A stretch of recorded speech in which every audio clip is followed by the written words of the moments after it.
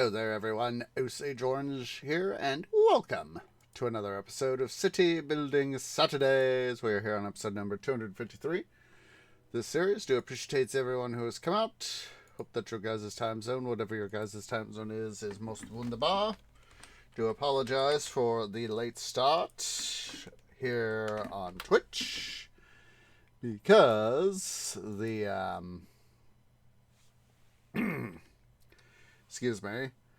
I had to take care of some IRL stuff before stream, and I thought things would have gone a little bit better than they did. Unfortunately, they did not.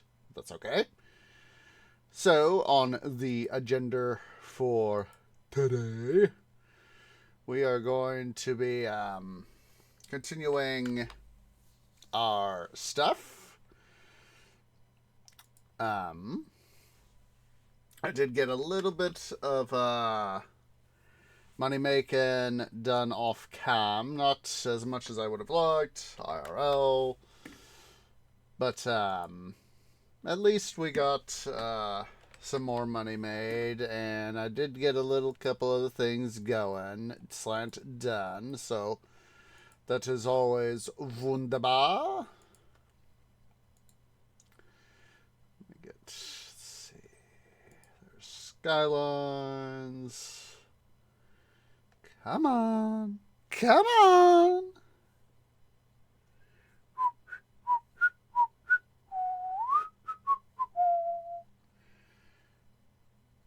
It's going.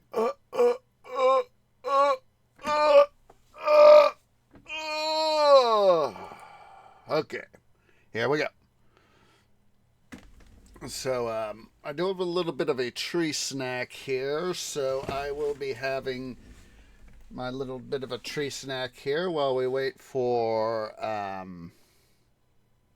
the game to load. So, vocally BRB.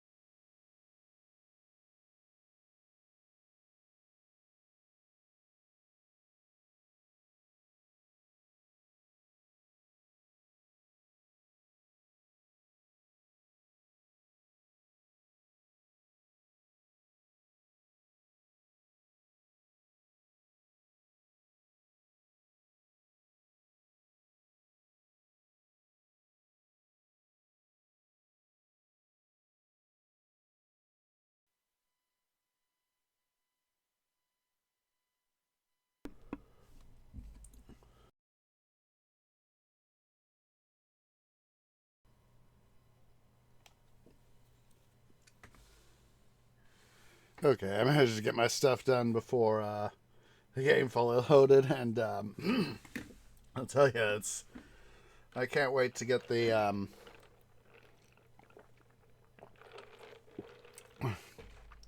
new GPU. So there we go. There we go. So, yeah, come on. Yeah, there we go. There we go. So, like I said, I managed to get some stuff done. Let's see here.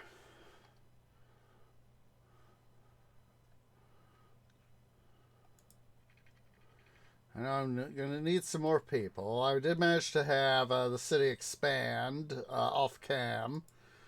So we do have another tile we can use. It was, went ahead and expanded, got this tile right here.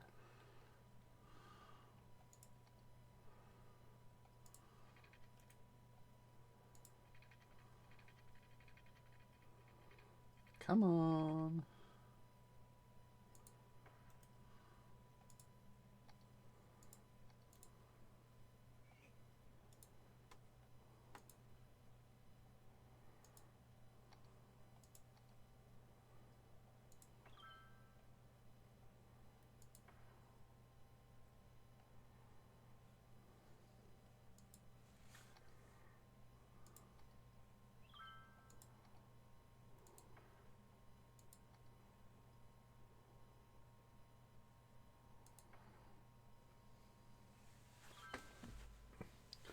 That should definitely help us with our education stuff. So let's see here. Sorry there, guy. I know you're just building up, but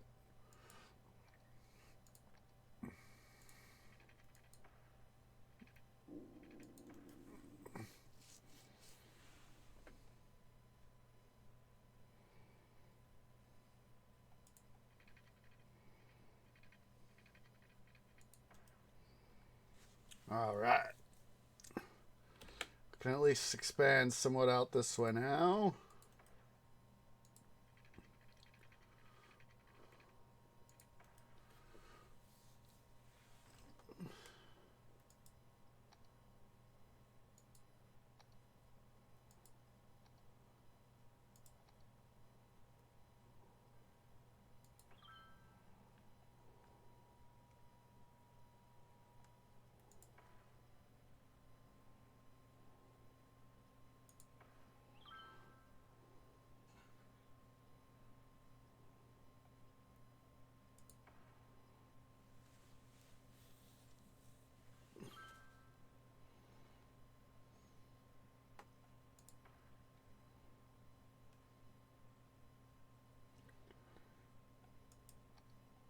Okay. Whoop, excuse me. But it felt good.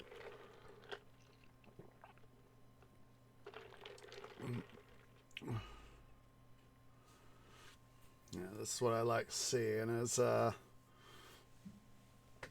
money flowing in.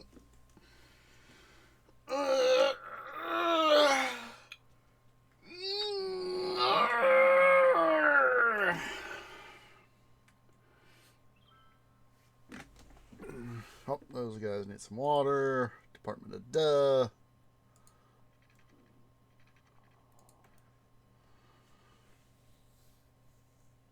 Yeah, I did set up, take out all the small businesses, low density businesses I had here and replaced them with offices, so. Ew.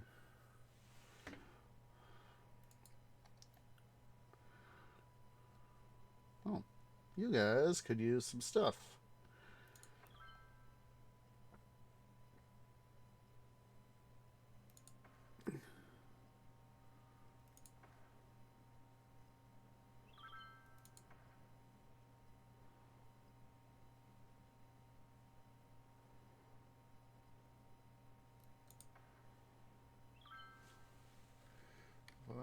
Did I zone that? Doesn't look like it. Oh, it is zoned.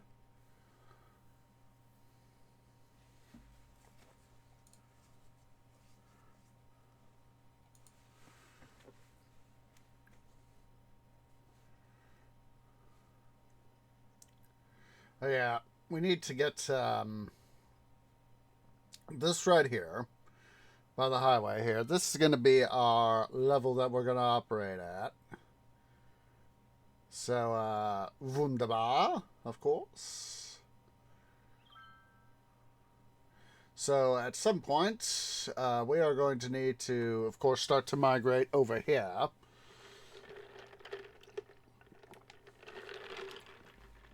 Looks like we need to set up some more recycling centers over here.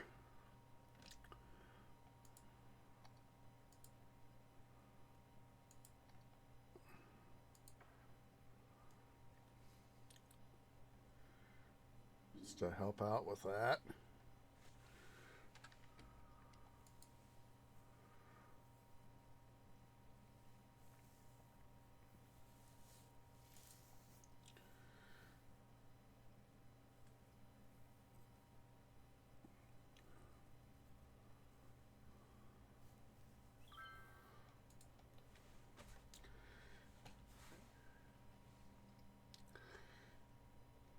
And we will have to drive some population growth to be able to get our stuff going. Let's see.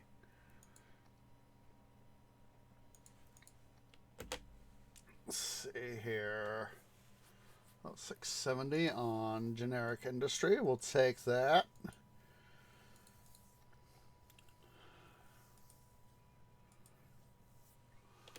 We're 640 shares. Huzzah!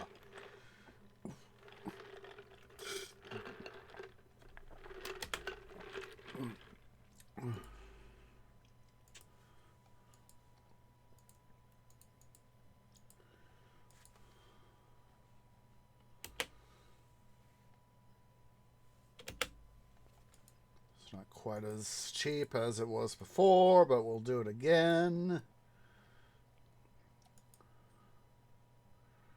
This time we got 733 shares. Almost 100 more. Come on, higher, higher. Let's take advantage. A few more shares.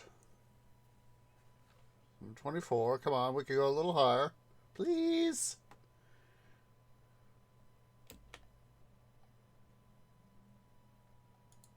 We'll sell the loss.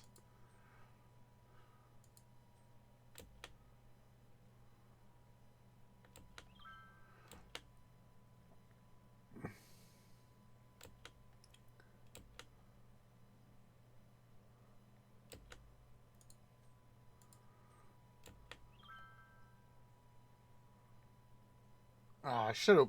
Well, I couldn't have predicted that.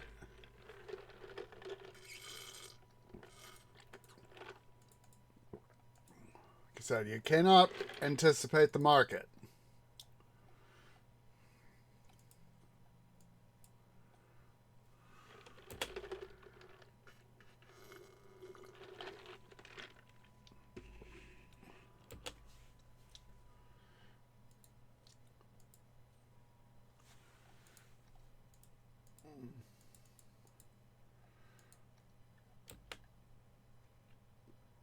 This is how we're going to be making some decent chunk of change, guys.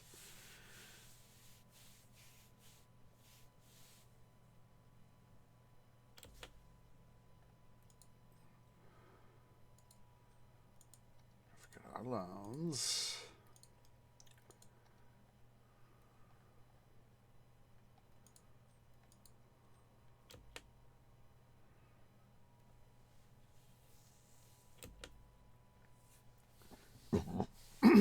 Excuse me.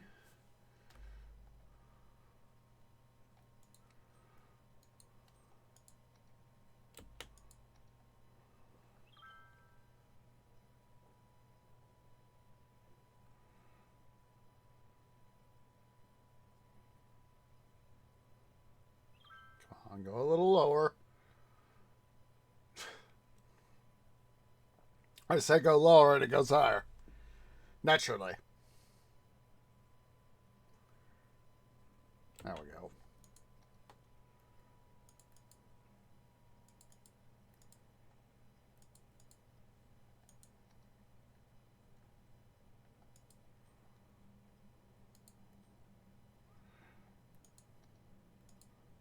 Pay back one of those loans.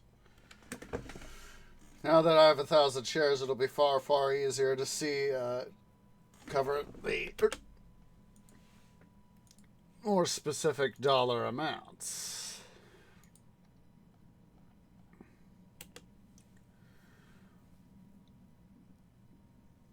Come on.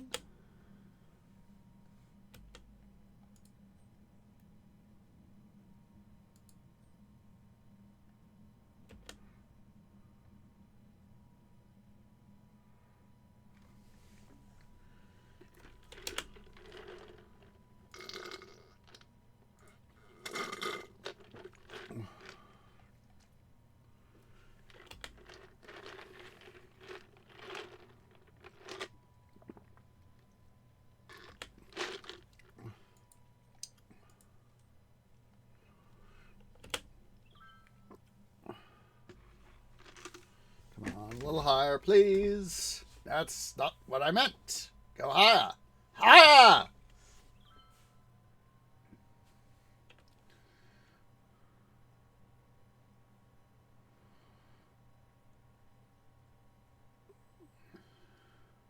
There we go.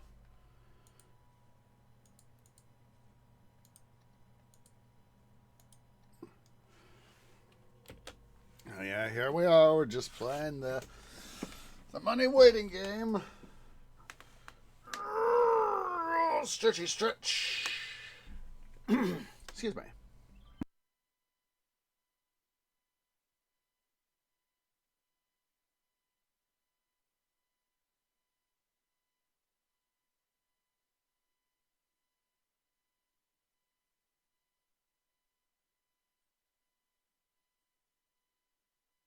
Yeah, this is at least something of a purchase price here, so... Oh. Correction. We just lost money. Oh well, we will soon be able to more than literally make it back. See?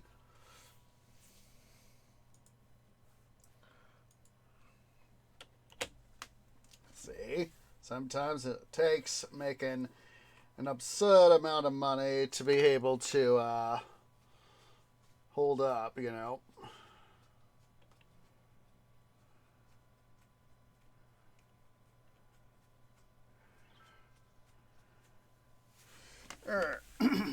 Excuse me. Yeah. 677. Another good purchase price.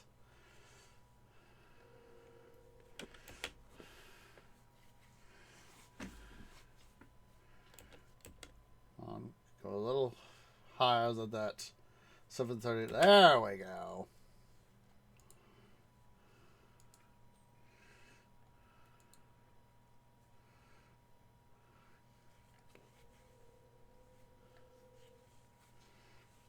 Let's see here.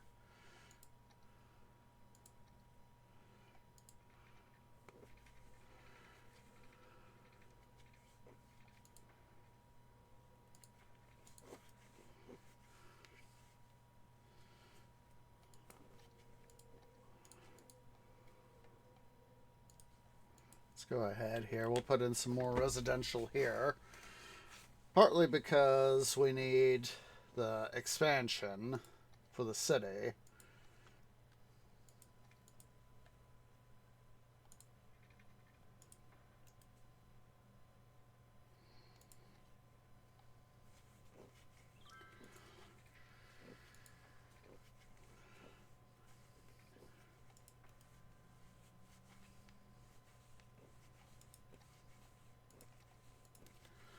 Go ahead here. We'll put in some office space.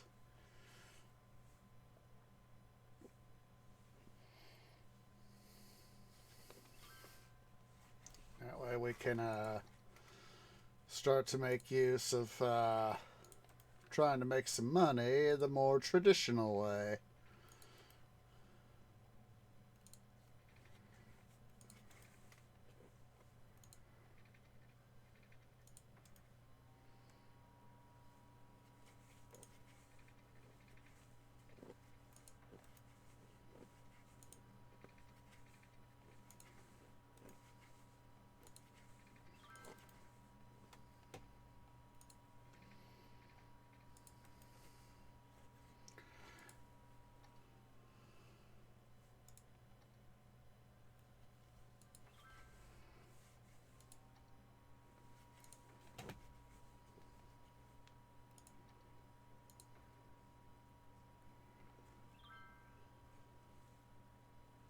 National Trade Building. So let's double check our stock exchange.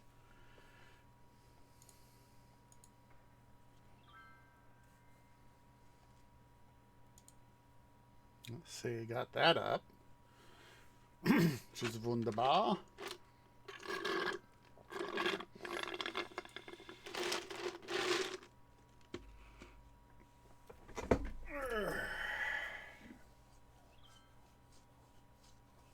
It's like a City Cash, City Coin. Like I said, the design kind of looks like the euro, or at least reminds me of the euro.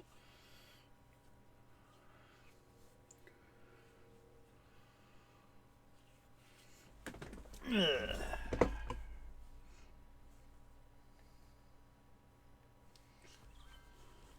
see here. So, when's our next 50? And we need 10 more. Not 10 more. We need 5,000 more people. Is the amount of peopleage personae we need. Excuse me. And 25 after that.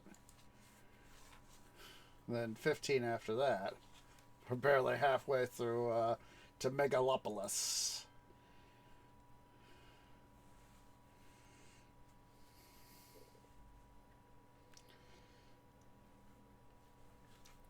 What? How do you not have water there?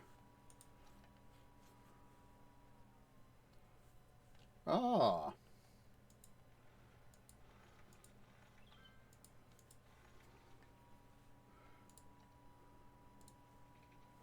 I thought I'd gotten it connected. There it is. There we go.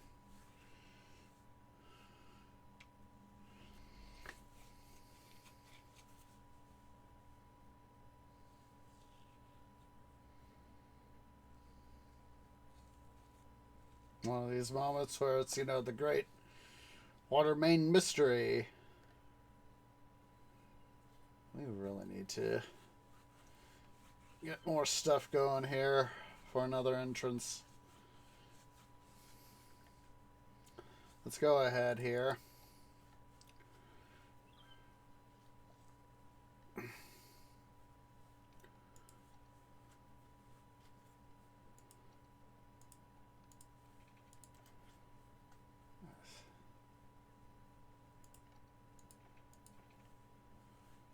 Grid that guy to that. This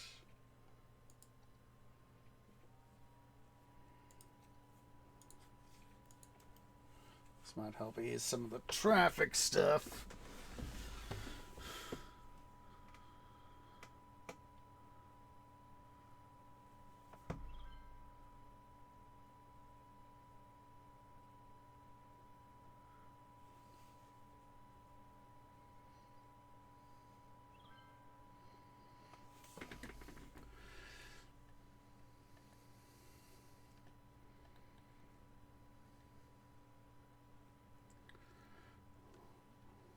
You know, let's move those toll booths over here so we can reduce some of the congestion.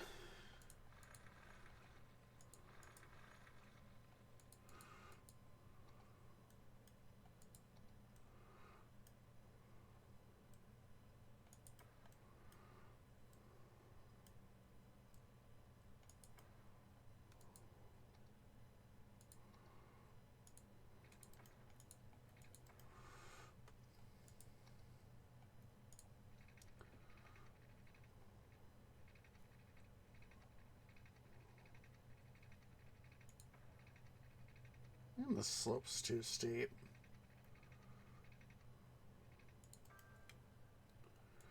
We'll just have them draw these guys draw power off this part of the system right here. I'll make sure to check up another wind turbine as just in case as additional coverage.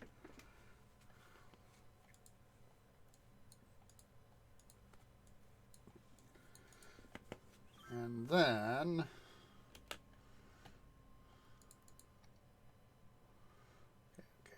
good. We just wanted to make sure we had power there.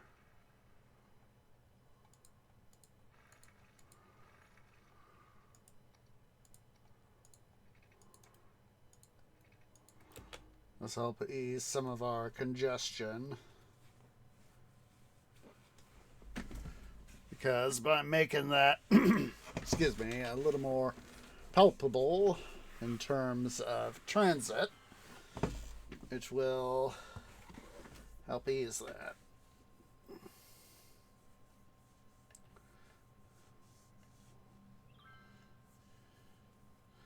So let's go ahead here.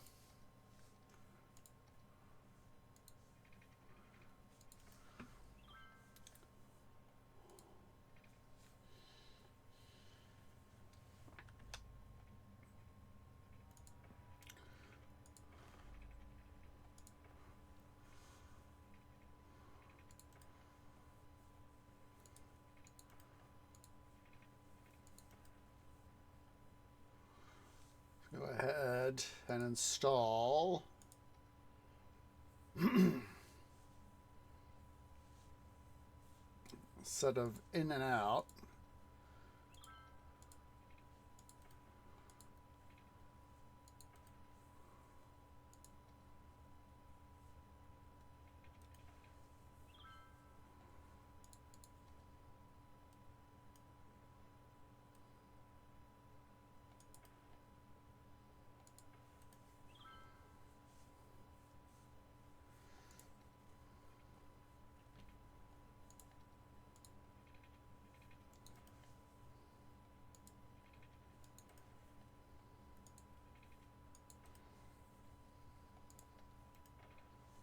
There we go.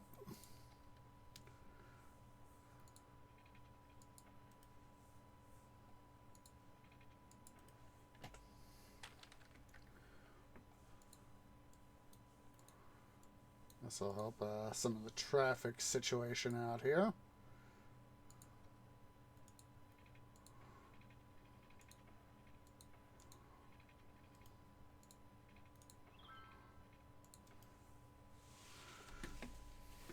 Those guys powered so that can have them do their excuse me things.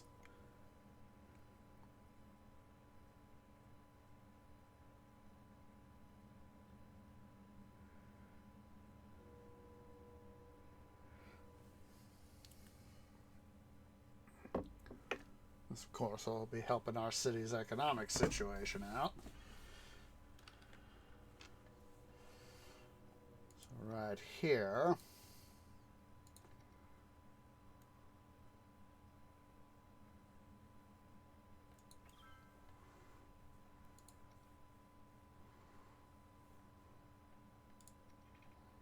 I want to upgrade. I want to build.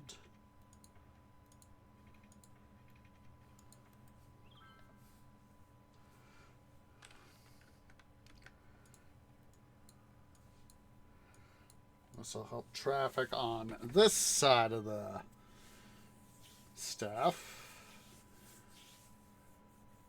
Oh, wait. That's dumb.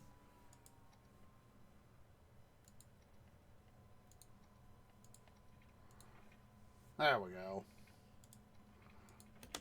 There we go.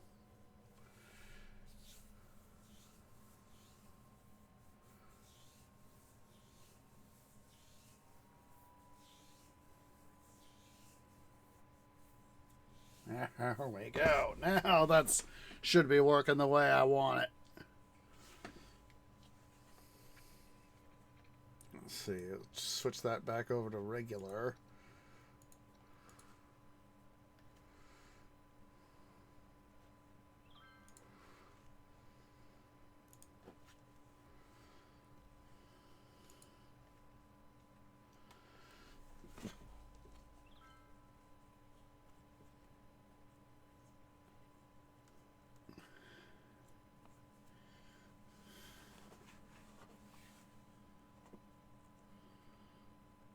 I was just curious. It's like, how many of these vehicles are going to be taking a left-hand turn, and it's only one?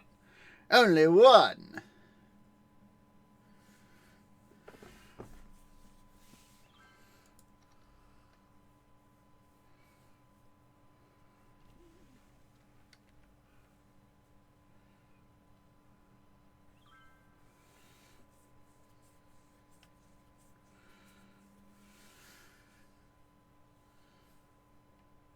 Oh, I thought everything over there was on fire.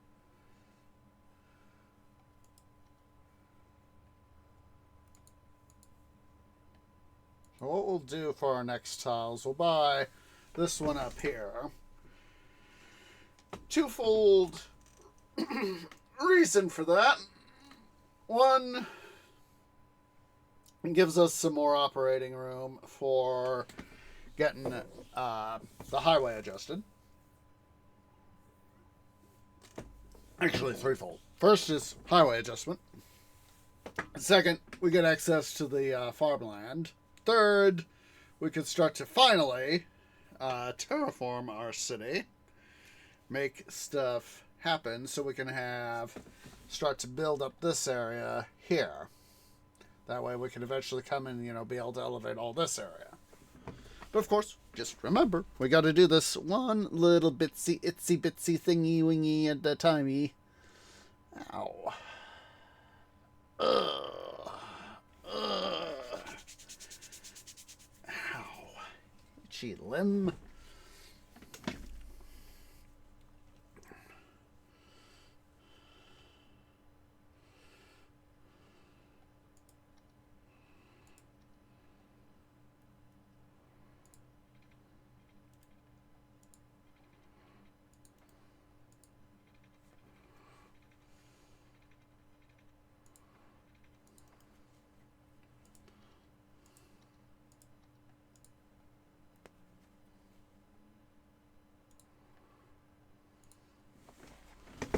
Some commercial space.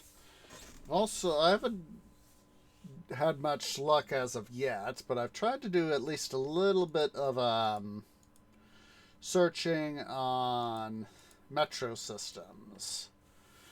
I haven't unfortunately gotten as much done on that in that regard as I would like, but stuff is stuff is stuff.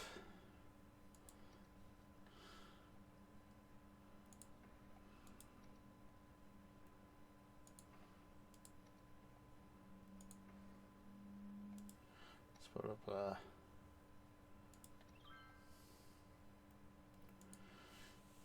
these guys here so it'll be in range.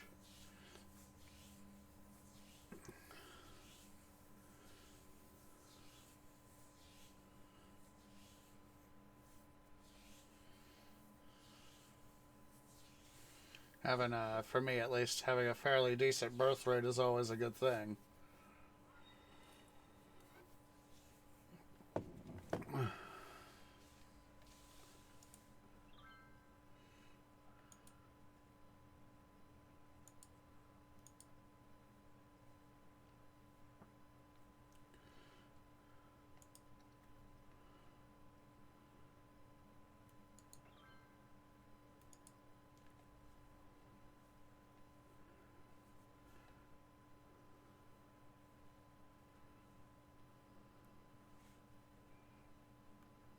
Seriously.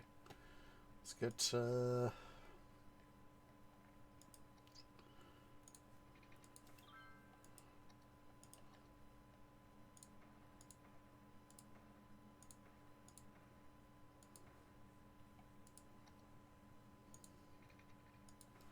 I know you guys are gonna have power, but I figured you would need water, so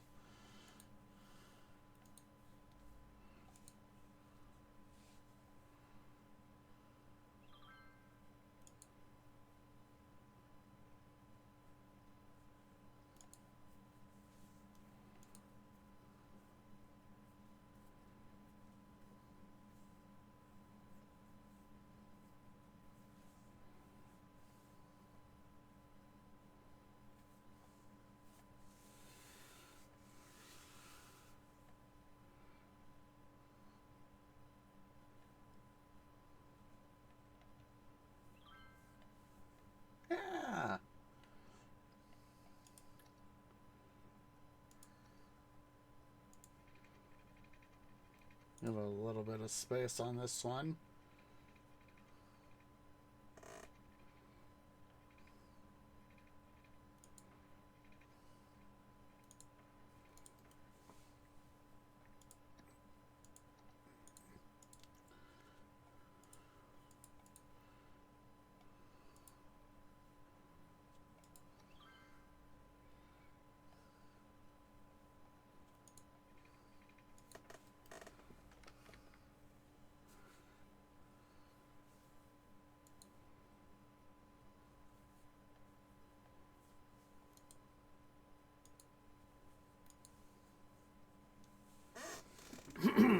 Excuse me.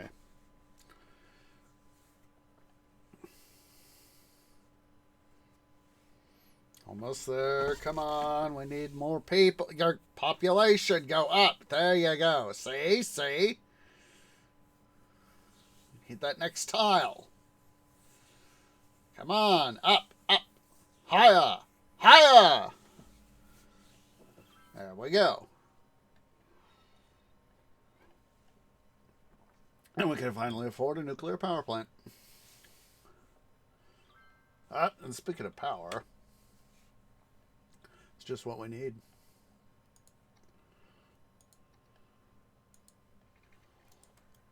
So,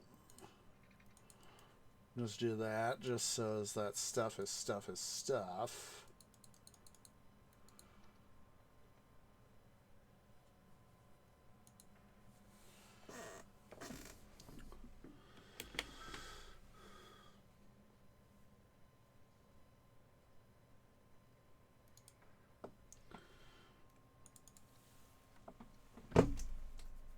We have more than enough capacity.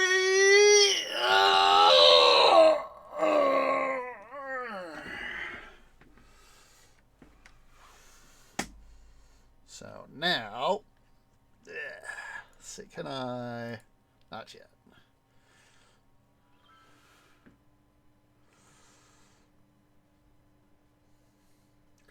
So what I need to do before we buy the next tile.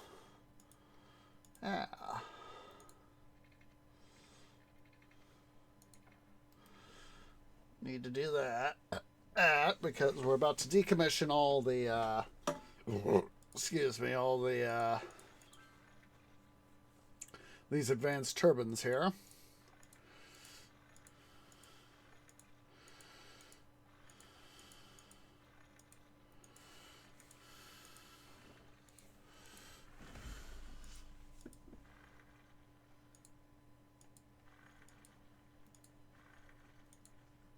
Ow, my stuff.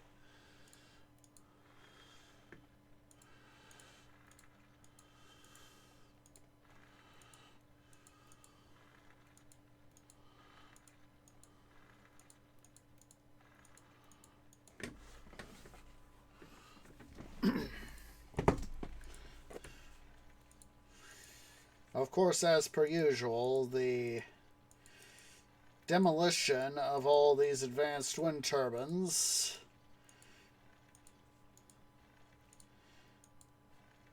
this is going to free up some of our cash flow because not having to have the weekly expenditures, our rates are going to go up. As you see, it takes $200 city coins a week, city cash. We just destroyed about 20, so that's about at least the better part of 2,000 to 3,000 city cash a week. So, you know, it's that is a fair chunk of change. Now these guys, oh, that guy doesn't have water.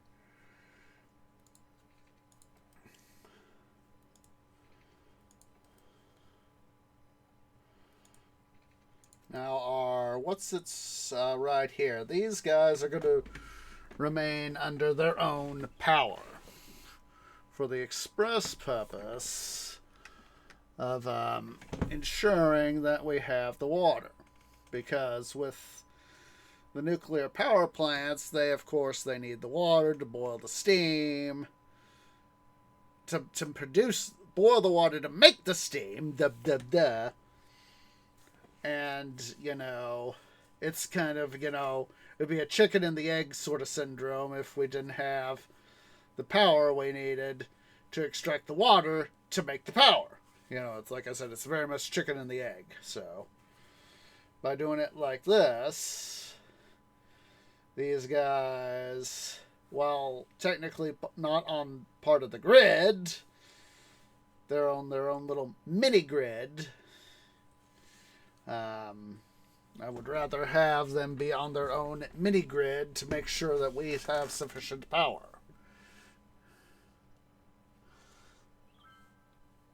The same kind of thing down here is a little bit the same. Is I'd rather have these guys on their... Speaking of which, I'll finally have the eco-friendly large capacity treatment facility.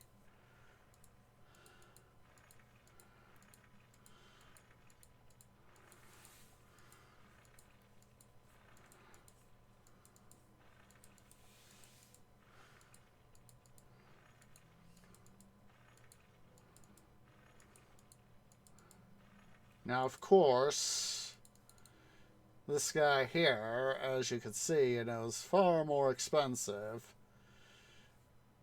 And, essentially is, let's see, that's 160,000 cubic meters a week. Whereas this is 60,000 cubic meters a week. So basically, it's 60, 120, 180.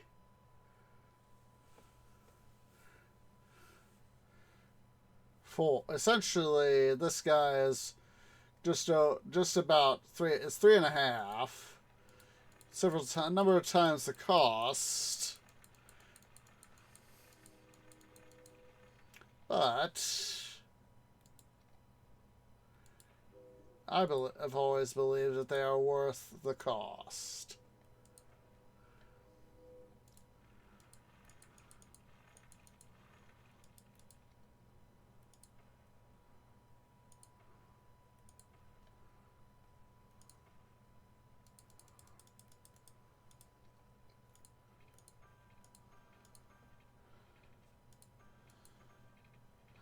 I've talked about it before. He's got a video on his channel, Illinois Energy Prof. He had one of his videos that he did was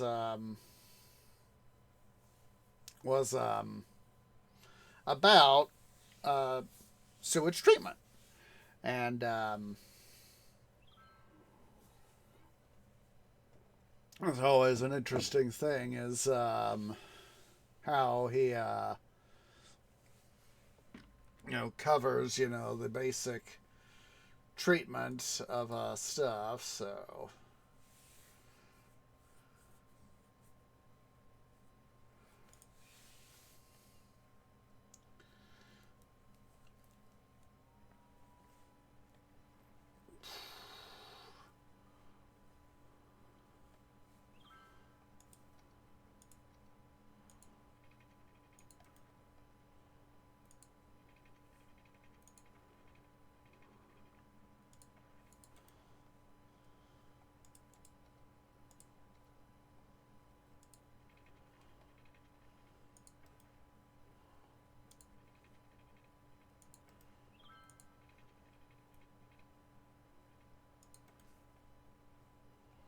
Let's go ahead here. I'm trying to be careful with how much I expand. Partly because, of course, I don't have to tear stuff out again.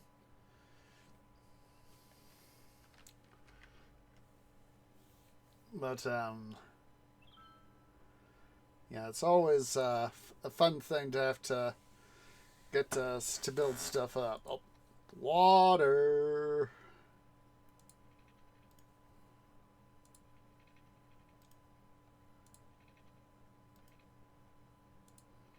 There we go.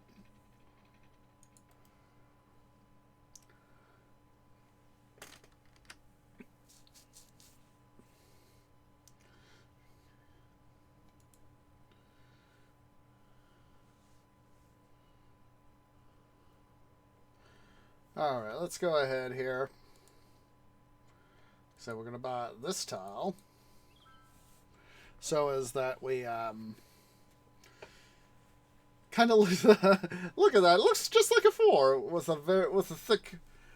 the bottom part of the 4 being thick, you know. It's, you know, you can see, you know, how it looks. Oh my god. That was not intentional.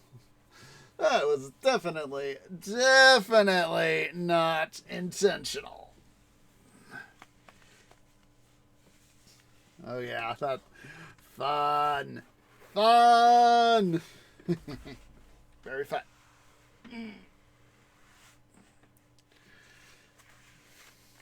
So let's see, where can we make some money?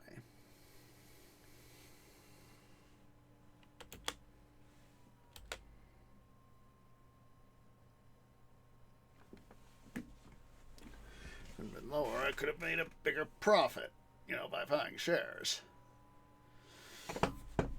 As I've said many times, you cannot anticipate the market. It is,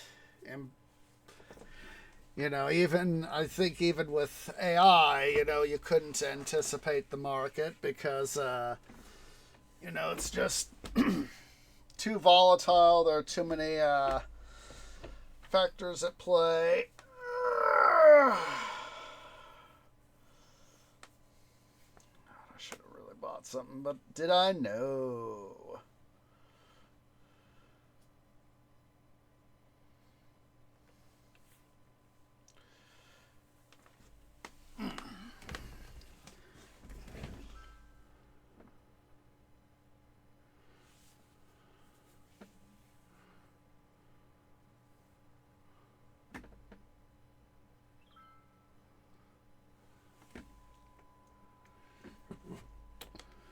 Probably going to be the best price I could get.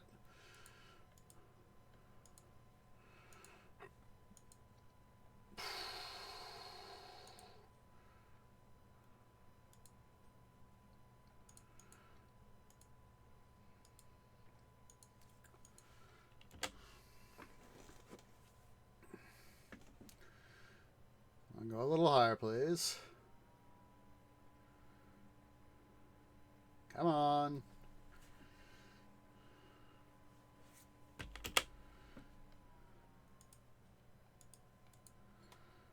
I'd take a slight loss in order to more than make up for that.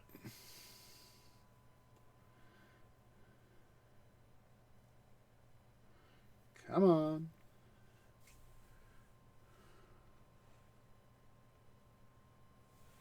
There we go.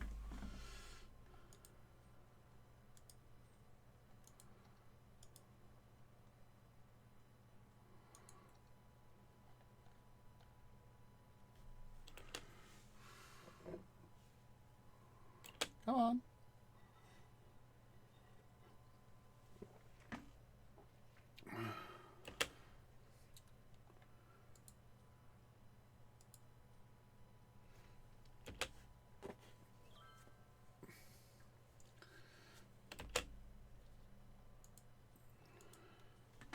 Okay.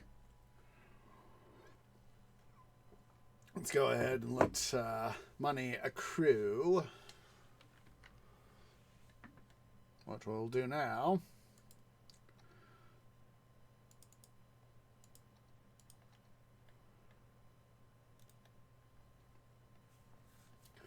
is see where we need to flatten the land here.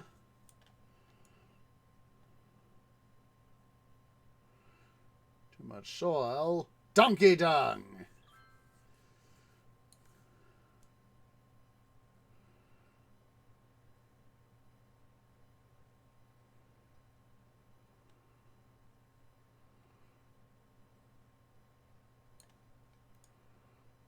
I remember times I played this map in prior, and you know, this was really before I got my stickler for being a huge, massive terraformer, like I am in Minecraft.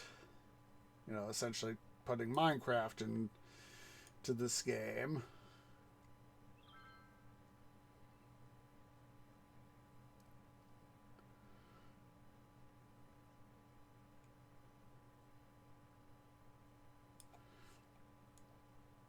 we'll do here, sort of spread out the part the hillside here a little bit. Keep the to be flattened going one side, and to be raised to one side, to be lowered to the other.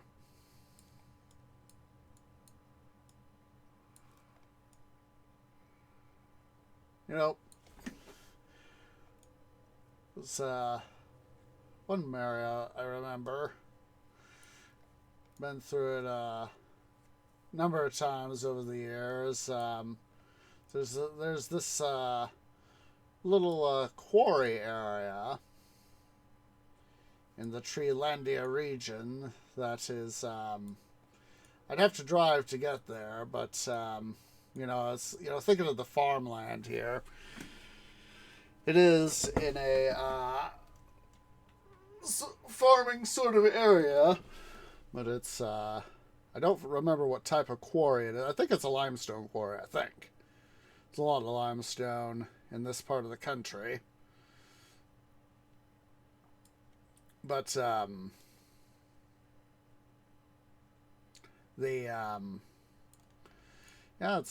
a quarry served by it's served by Union Pacific.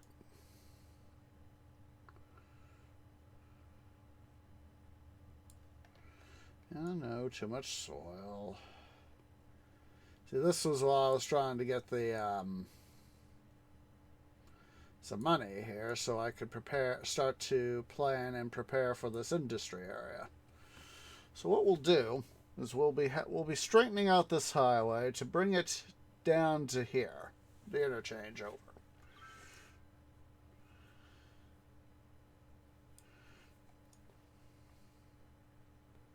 Of course, we're going to have to make sure that we'll have to set things up more or less the way I want. But we'll have to, at least, at minimum, bring the terrain over next up this height up here next to the river. We'll have to make sure that we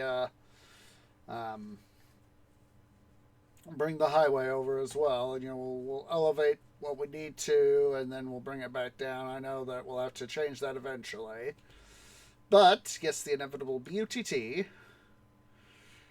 At the same time, we will be able to start to make some money off the farm here, the fertile land here. Very much reminds me of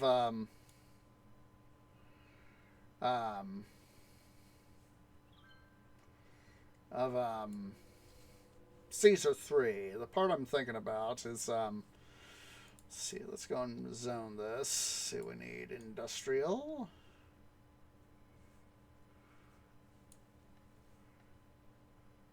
Oh, perfect. Hillsdale Farms. Or something like that, probably. I'll make sure to... Yeah! Make sure to include it as this thing, because we can use the terrain here. We can use the open space to, fill stuff in. With the various supporting industries. In a moment, we'll just sort of blob it. Make a giant blob. Just trying to make sure we get some more money into our city coffers.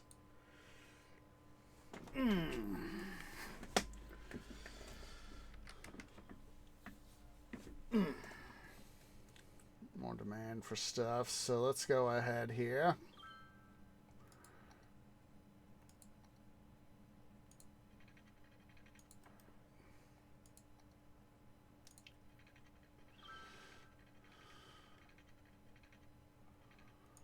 Perfect.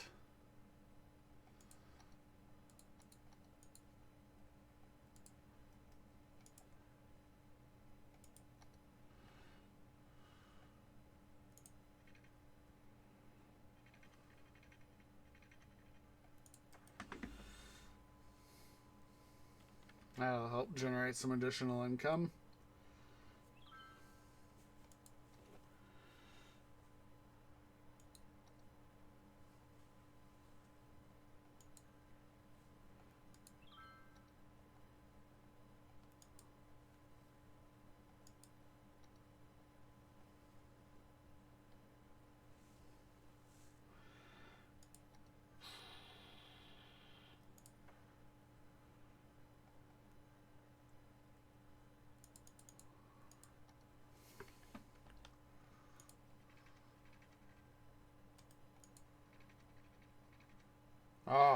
You know what that is?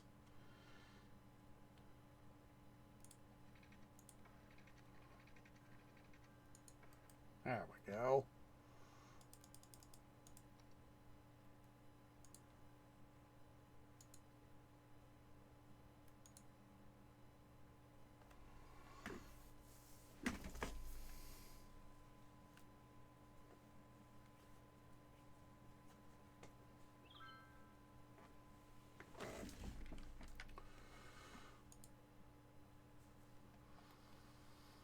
Where is that station? I know it's here.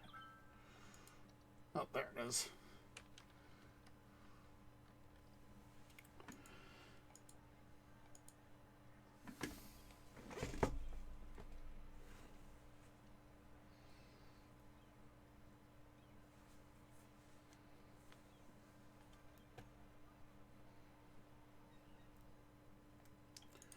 Look at that. People are already using it.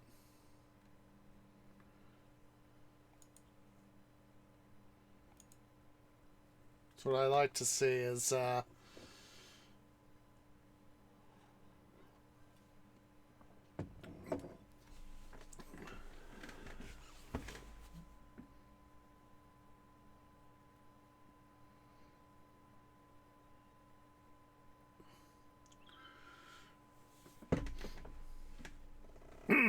excuse me.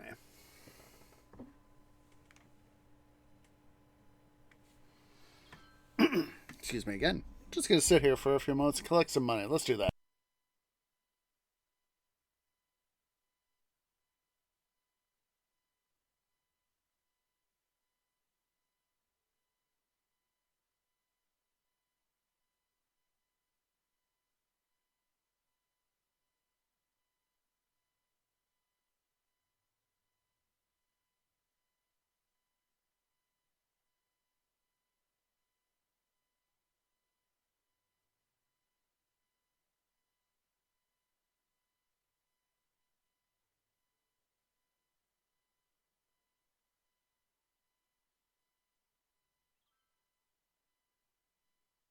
Alright.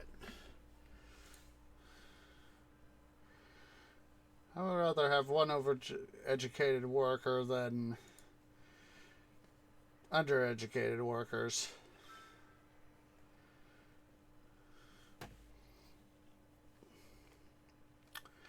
Alright, let's go ahead here now. I'm going to continue to lower the terrain.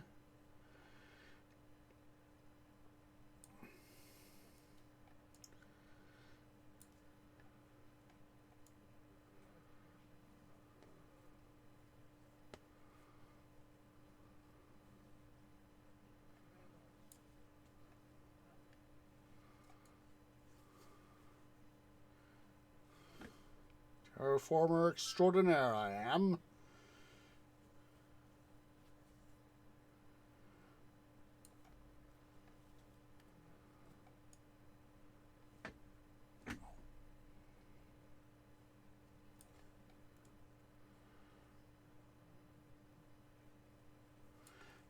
Went through very quickly. So that money very quickly. Just a sec, guys. I'm going to quickly go use the little trees room. I got the call! I'm getting the call!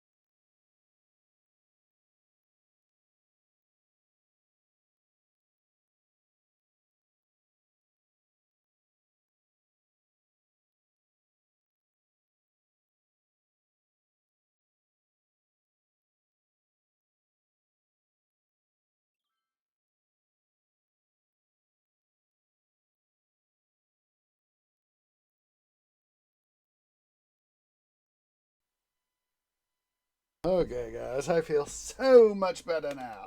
Huzzah! Hooray for feeling better! Yeah, when you gotta go, you gotta go. At least I got myself some more money by having to take this little side trip, so huzzah!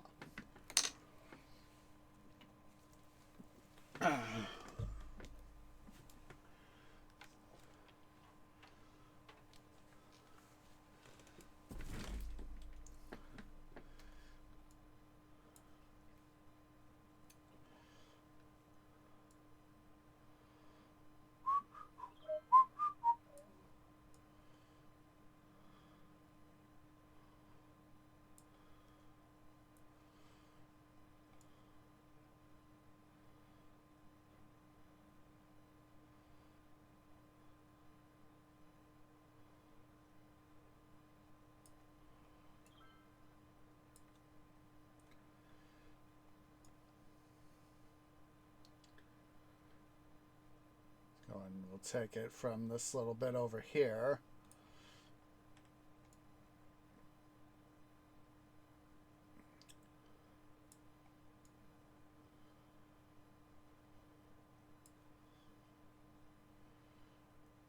Let's see here. Well, at least we got a start.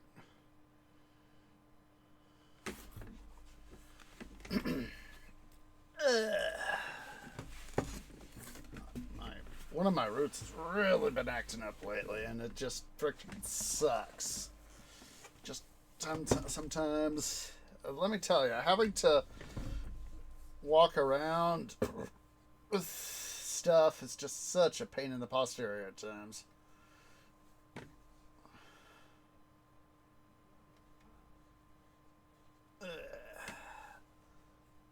Ow. Freaking roots.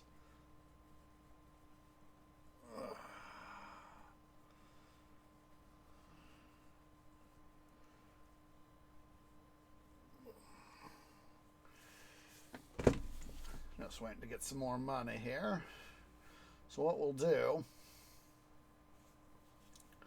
is we'll keep we will set up the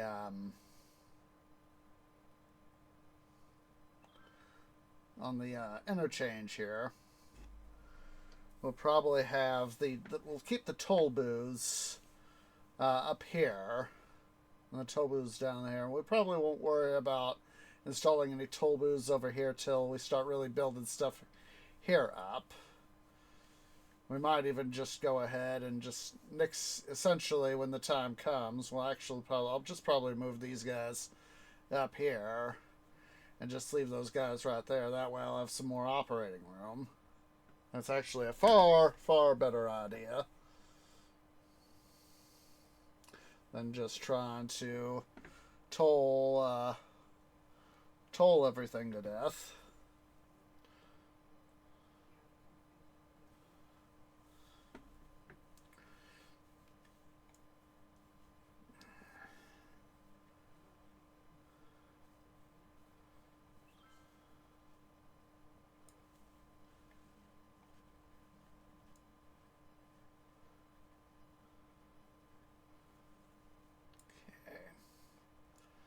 Go ahead here. We'll add some more dirt up here too. So as that can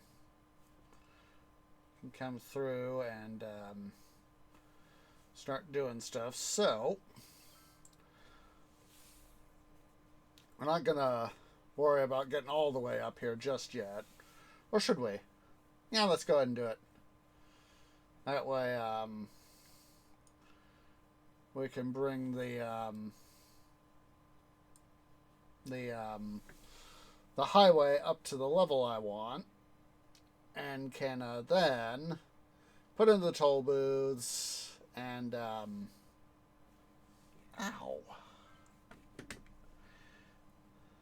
That way I can put in the toll booths and not have to worry about them.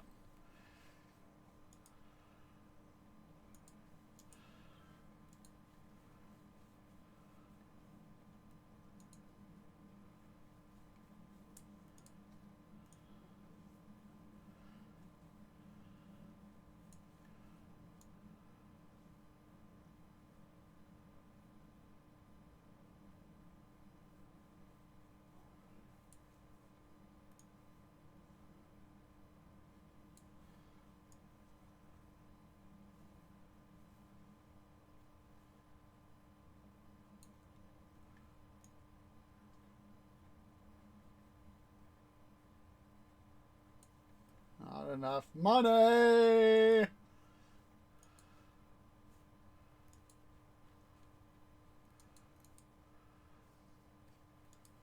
Oops, wrong tab.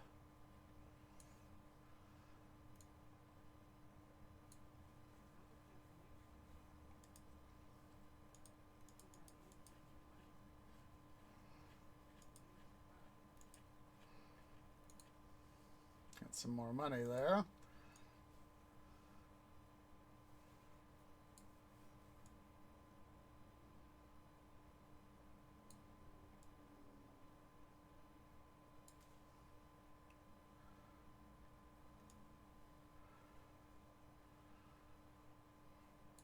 And of course, gotta wait for the money. Money, money, money. Money, money, money. Money, money, money. Money, make all the money. Money, let us make money.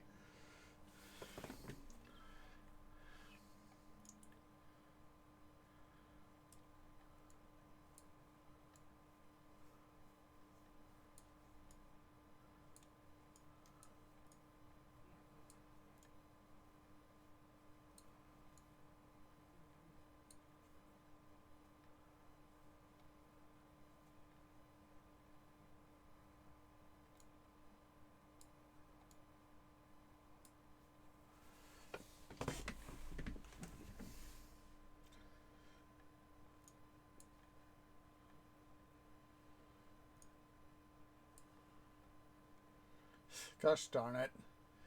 Doing the What's It music there by Mozart has got me thinking about the 1980? Was it 1980? I think it was 1980, and someone had just sent me a text. Yeah, I think it was 1980. Film based on the play of the same name called Amadeus. And basically, let's see. Tree Dad sent me something. Have to take a look, see at that later. But depicts a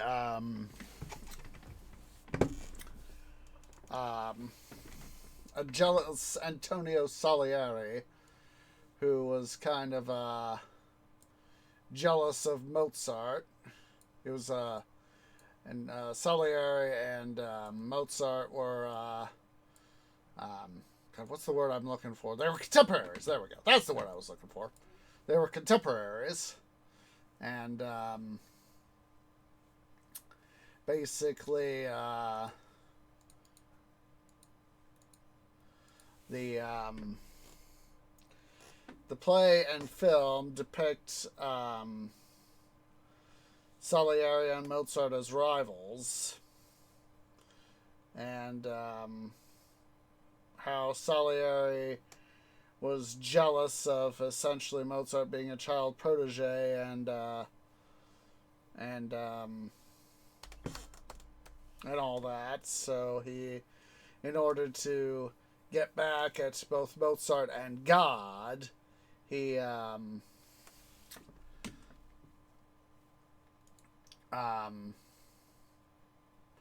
decided to essentially subtly and very subversively kill Mozart.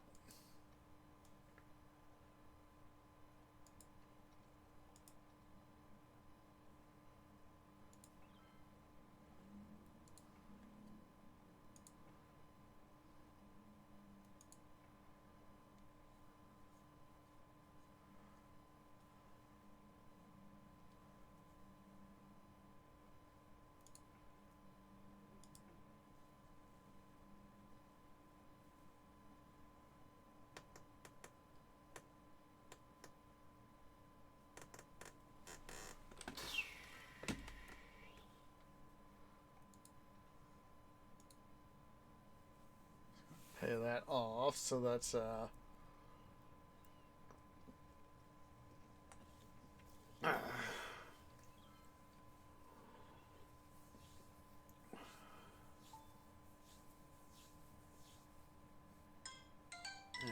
Sounds like he just sent me another text.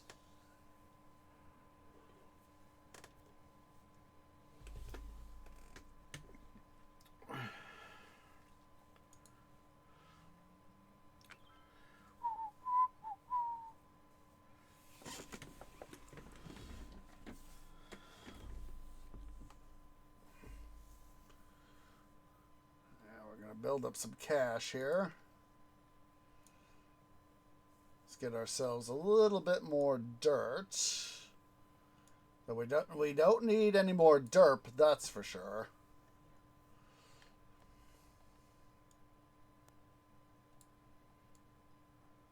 Let's go ahead here and we'll thicken this up a little bit. That way we'll have a little bit of protection. Essentially right now it's sort of forming a giant levee. Alright.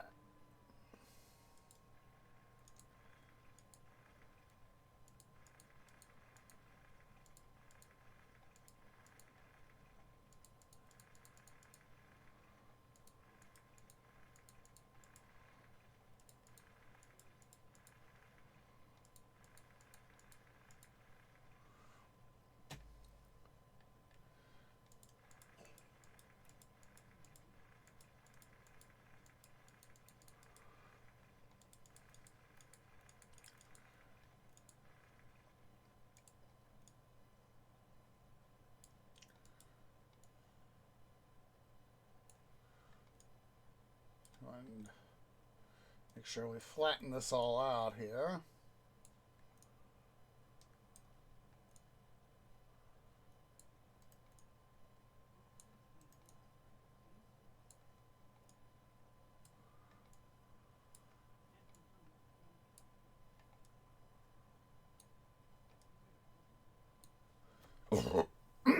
Excuse me.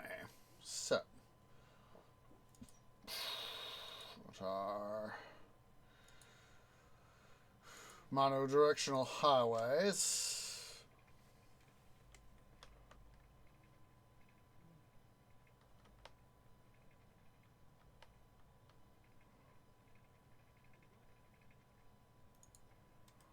There we go.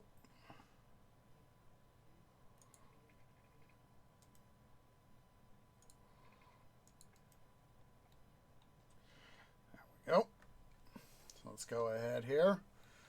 I'm going to now translocate our guys here.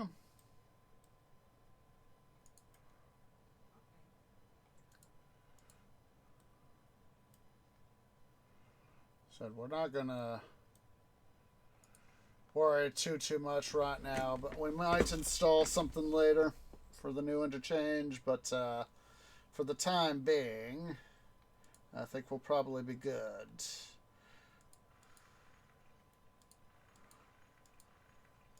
Ah.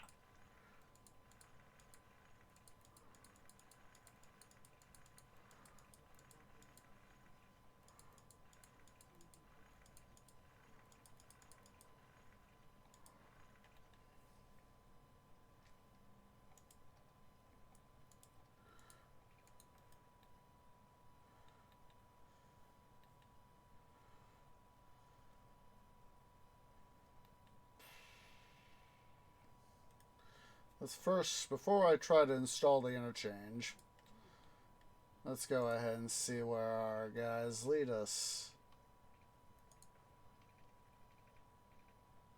However, I want to leave some room for at least some amount. We can always add a little bit more if we need to, because we'll be able to dredge the river up. And sort of help thicken it later on, you know.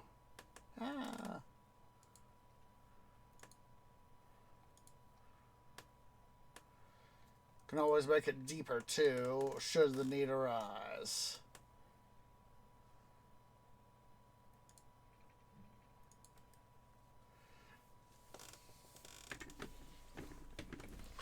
Alright, so what I'm going to do... Actually...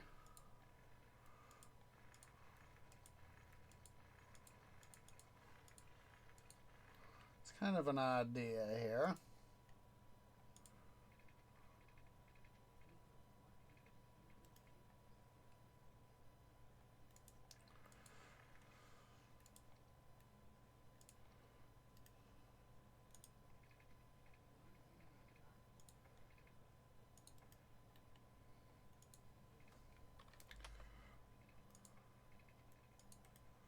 There we go. Idea being is that we excuse me, take advantage of the already existing bridge and come in with our stuff.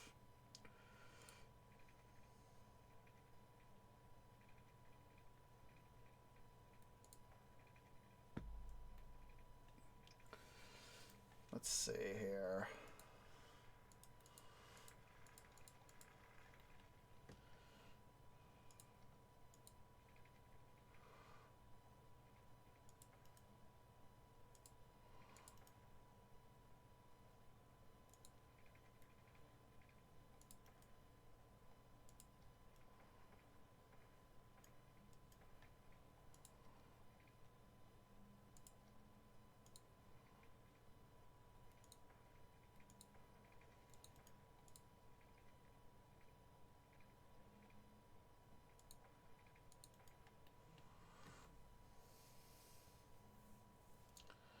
Okay.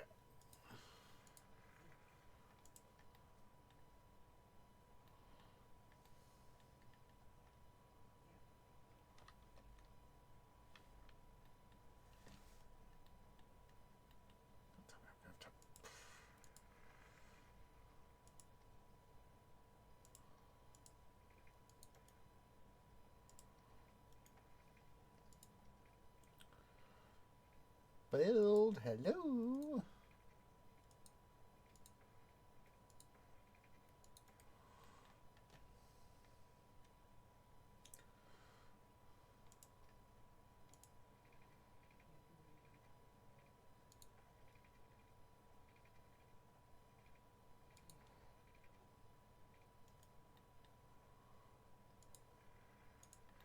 I'll risk it.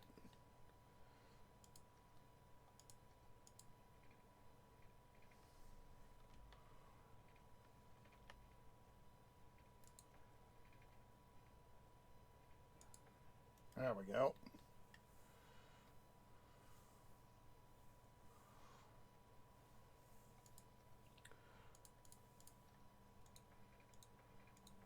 Actually, make sure that's quad lane.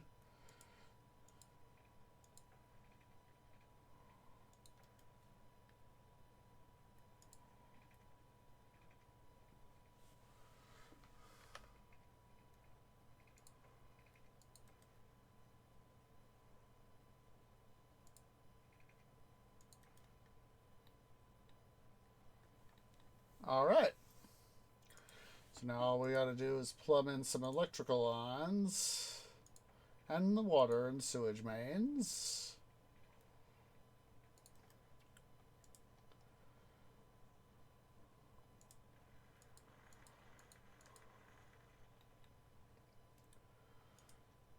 We'll go up this way, like here. Let's see.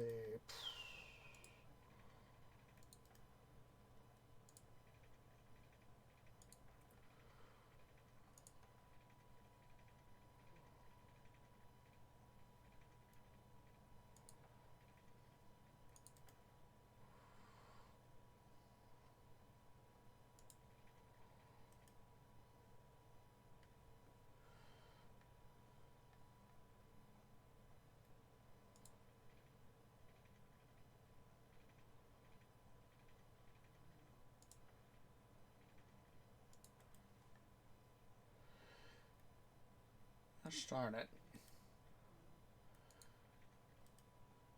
I remember years ago, it's been quite some time.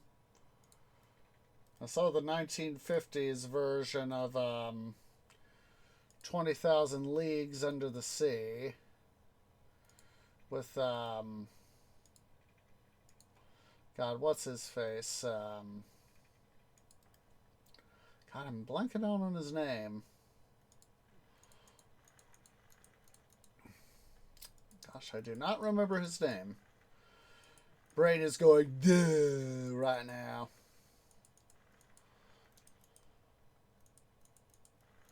But plays Captain Nemo of the Nautilus, and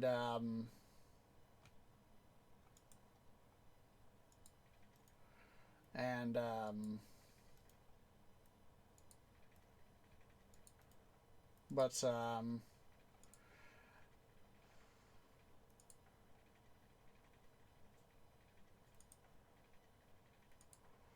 I don't remember how accurate the line is. Whether it was done in by um,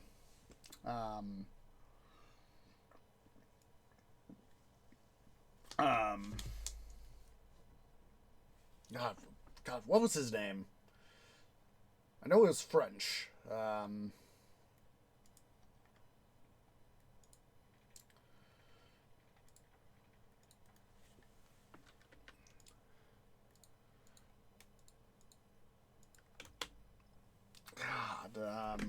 He also wrote Journey to the Center of the Earth, Mysterious Island. God, what's his face? I gotta look now. Let's see.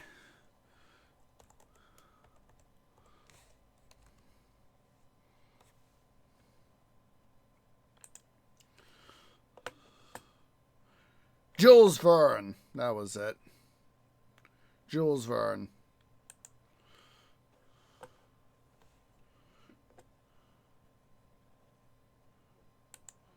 It was 20,000. The original title was 20,000 Leagues Under the Seas. So there's the Wikipedia article on it.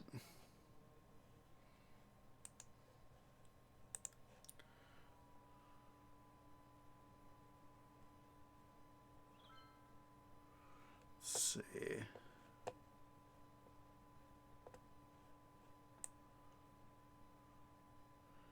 Captain Nemo. It's the captain.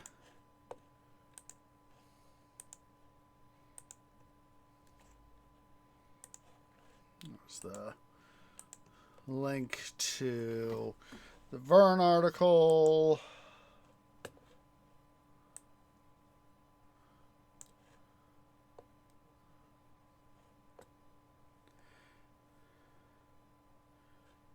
James Mason.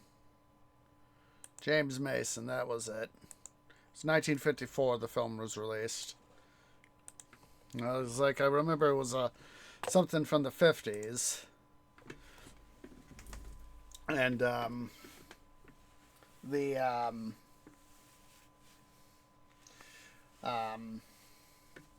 toward the end, when Nemo's secret base has been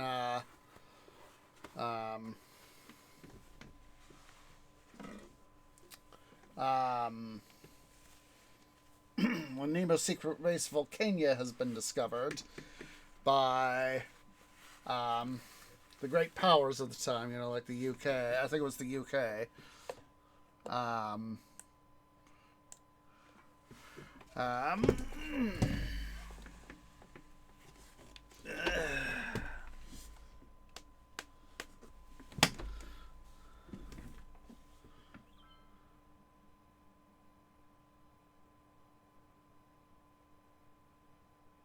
Yeah, it's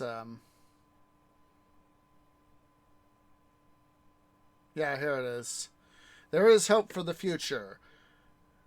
And when the world is ready for a new and better life, all this will someday come to pass in God's good time. That is, for me, a very powerful and potent quote. All right. So now, let us begin our quest to make this farmland profitable.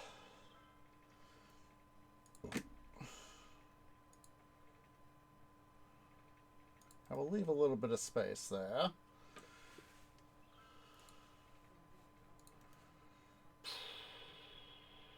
We'll go ahead,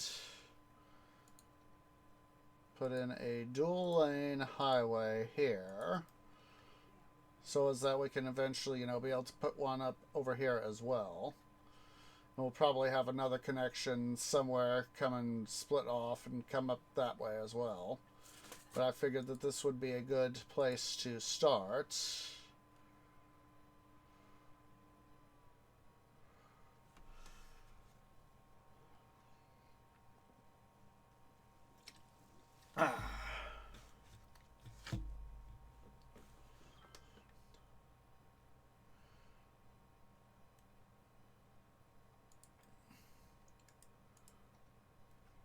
Oh, look at that. Could not have planned that better. But we will still need this one right here too, so we'll go ahead and put that one in as well.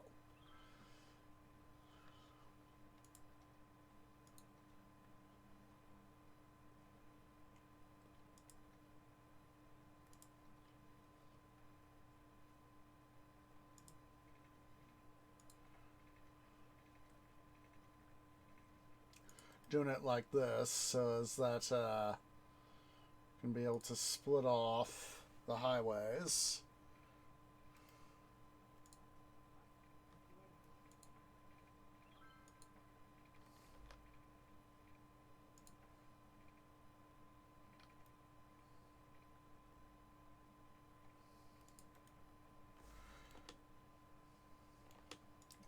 Pause and fix this.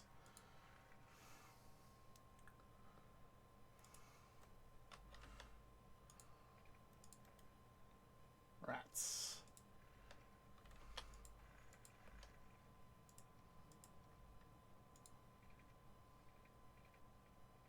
There we go. There we go.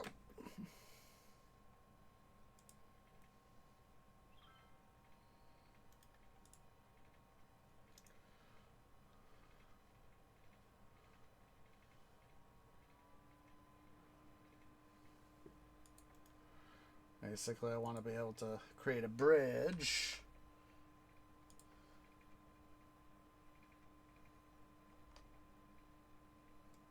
What the frick?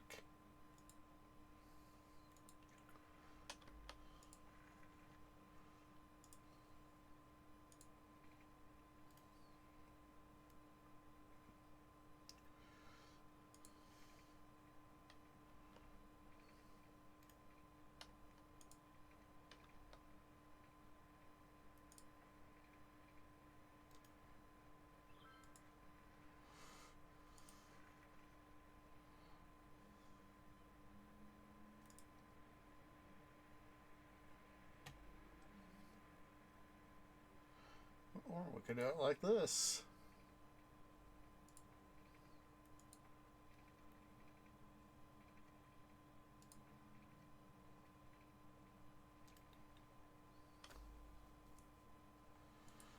I don't remember the whole details, of course, of the novel version of Captain Nemo, but I don't think he... I think he was like from the Indian subcontinent in the original, in Verne's original writings.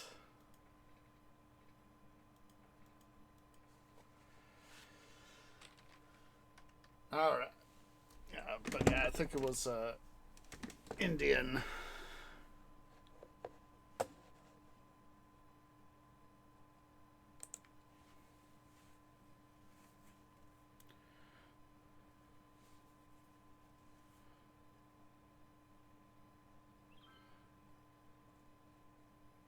Yeah, it was described as the son of an Indian Raj.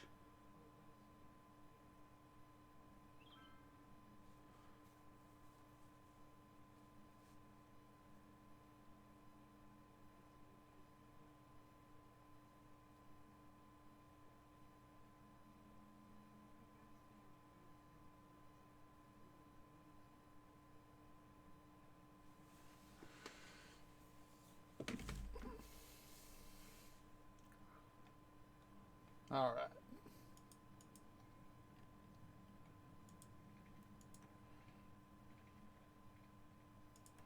Make some corrections here. There we go.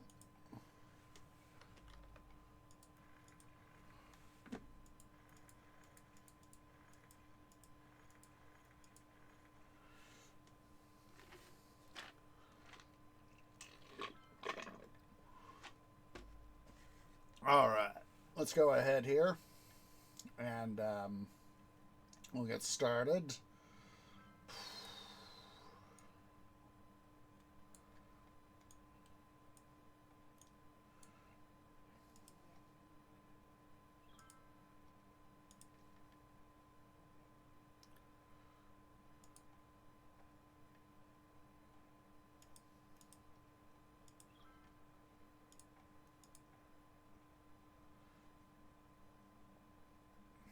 Those guys there. Oh. And let's put up a road maintenance thing.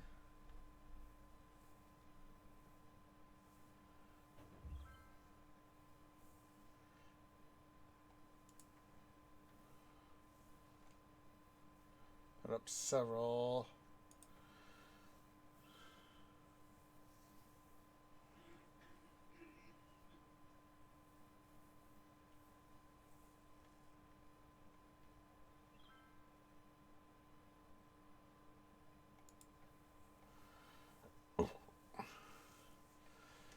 That's all the city overall.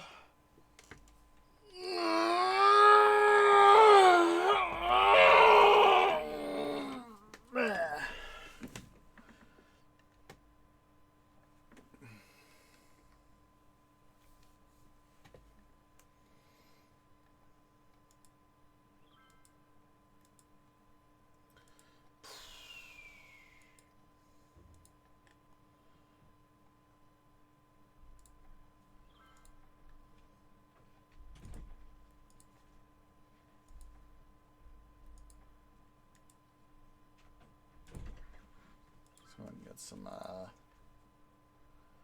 production going here.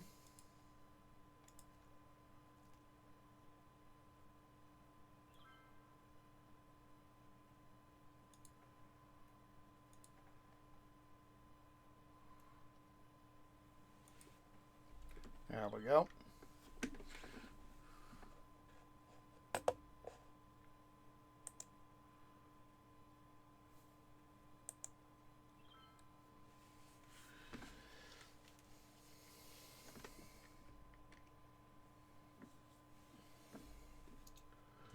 You know,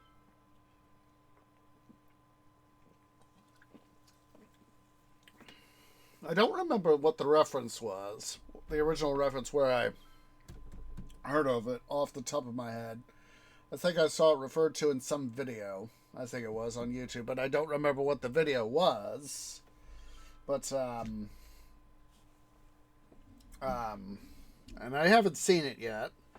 It's a film called Mr. Nobody. I'm forgetting who one of the actors in it, but all the actors in it. But I know that the lead actor, he plays Nemo Nobody, and he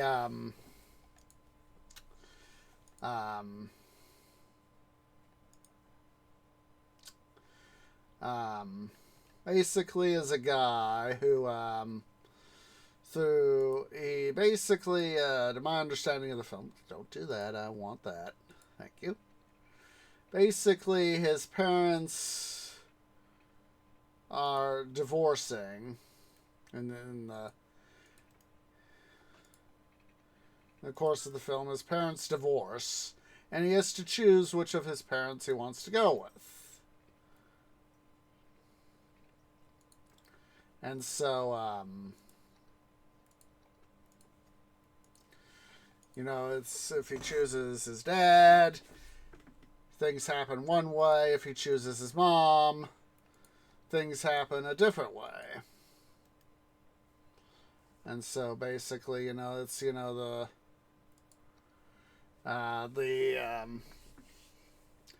sort of like the Matrix, the problem of choice. And it shows him in several different parts of his life, like when his parents are getting divorced, and the choosing of which way is he going, which road is he going to take, which parent is he going to choose, and that sort of thing. And oh, that's an idea. I just came up with an idea.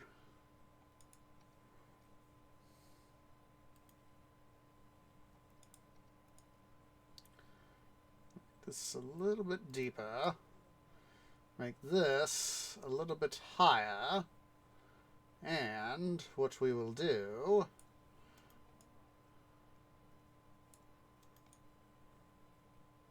is we will start to surround the area here. I know.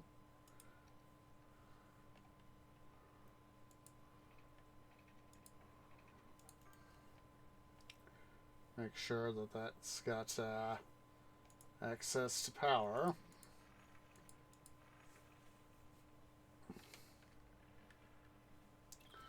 And oops, those guys don't. Was guys still getting water? Yeah, they're still sucking up water. Huzzah!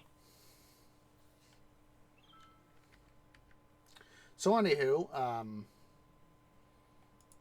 it shows Nemo. No, Nemo nobody going. Excuse me. Through the stages, several stages in his life. And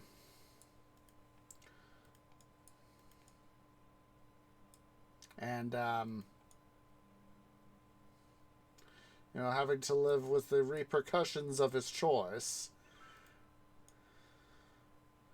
And part of what happens is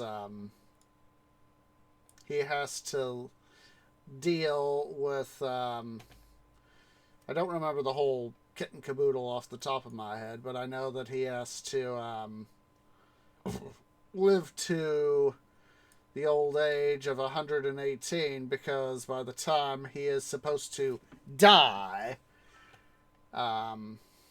humanity has reached, it's like 2118 or something like that.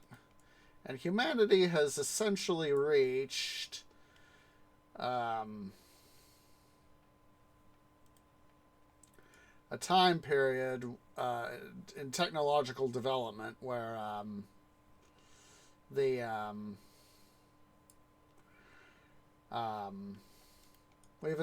humanity has essentially achieved semi-immortality, wherein he sort of maintained, it looks like, some sort of orbital space station where most of humanity lives, and Nemo is the last living sort of semi-matrixy person left in the world.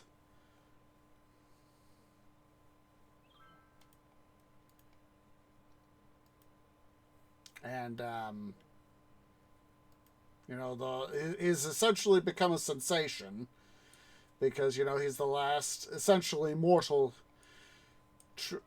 truly quote unquote mortal human. Everyone else is essentially immortal, or at least semi-immortal.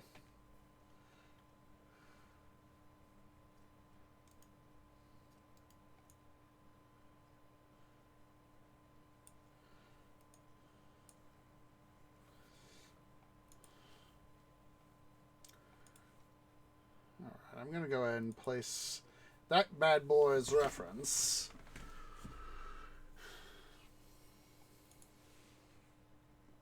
And he will be our new link to the system. Ah! Game, please.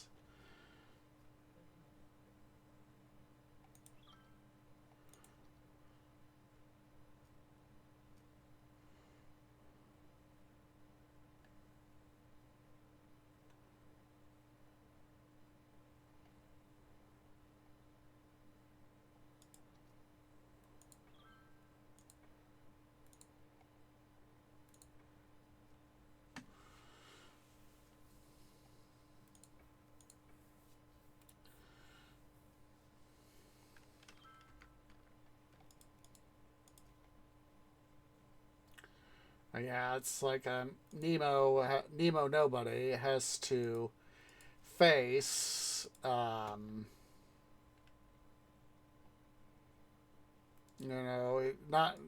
the fear it seems that he has is not knowing what the future holds. Not being able to fully anticipate the future.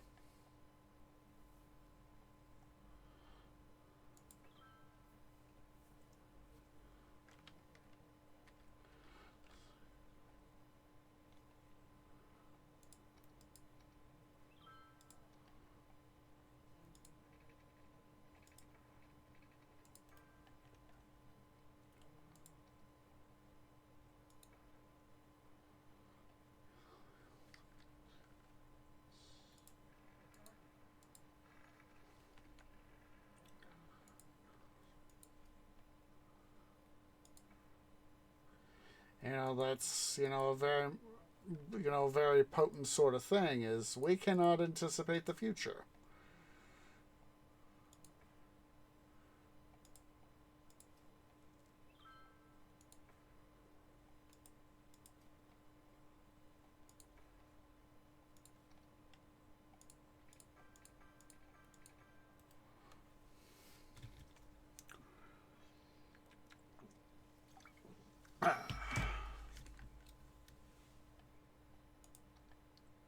No, I just want a power line.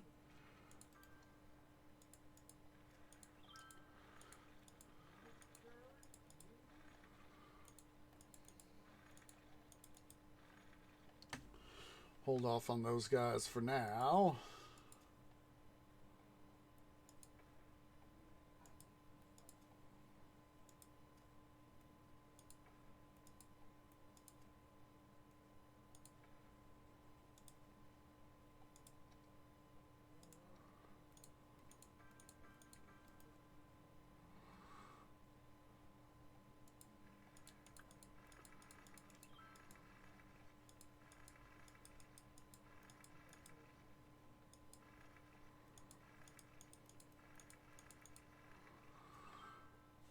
And I remember the line old Nemo said, Nemo nobody said in that film is that before he couldn't make a choice because he didn't know what would happen. Now that he knows what will happen, he can't make a choice.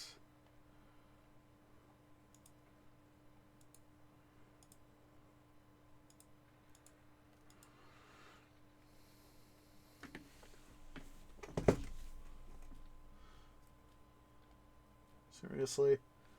Okay.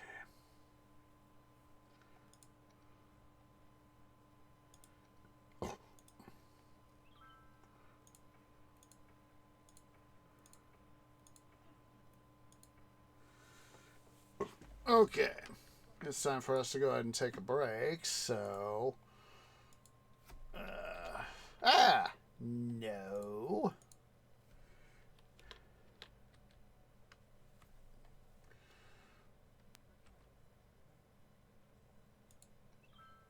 Let's go ahead here, guys. We're going to let the game run. Gonna go ahead and make some money. Let's make sure that these guys get the water they need.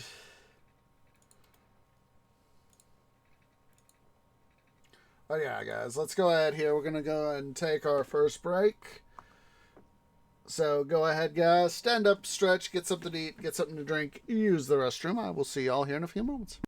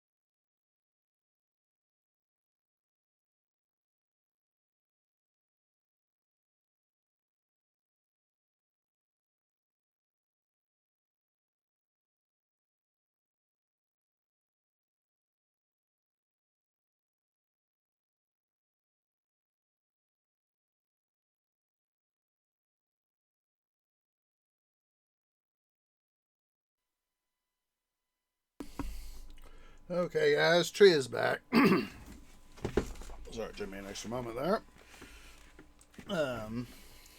Had a thought as I was about to get up. I was like, oh, let's make a slight little bit of change here. Went ahead and put in this road here, connected up here to see how traffic would respond. It looks like it's doing pretty well, so let's continue this little bit of change here.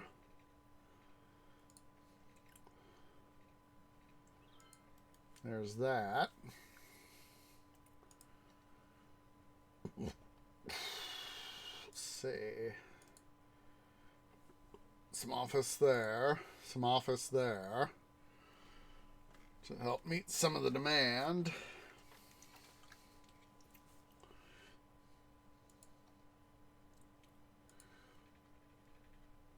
I'm going to slide down the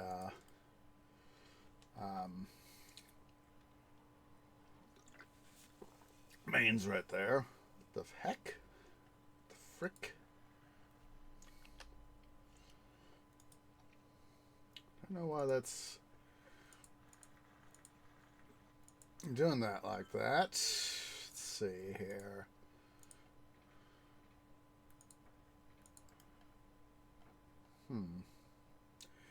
Must have been a temp glitch sort of thing.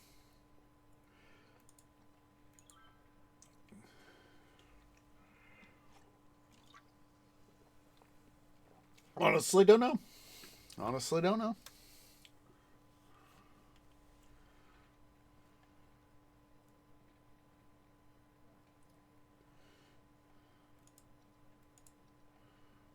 Don't do that. Want that. Let's go ahead and put in commercial space here.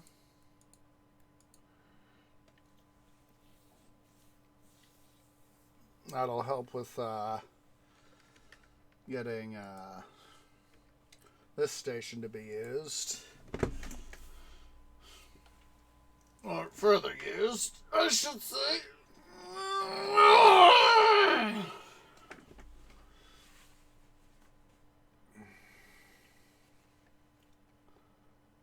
Let's see here. We really need to double check some stuff here. Okay, yeah, we definitely need some more what's it's here.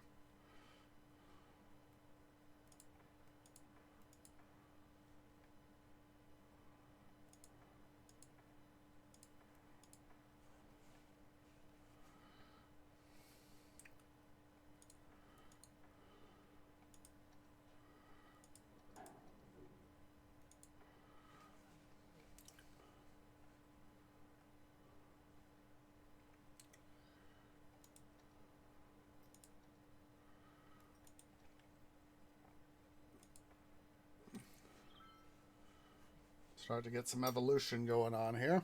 Oh, it's White Cat. Heard the tinking of his bell. He's having fun. He's because of the way he was placed under my blankets. I see his head. He's trying to essentially, get the blanket to fall over. Try to get his head to, sort of make the blanket go over his head, fall onto his shoulders. You wanting up there, White Cat? Just a sec here. Let me go get you out. Just a second.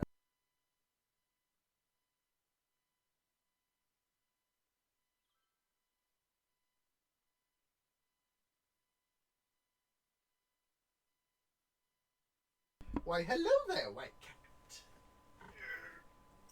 Here's you. Here's you. Hello. Hi. Are you going to turn on your attention, or are you wanting out?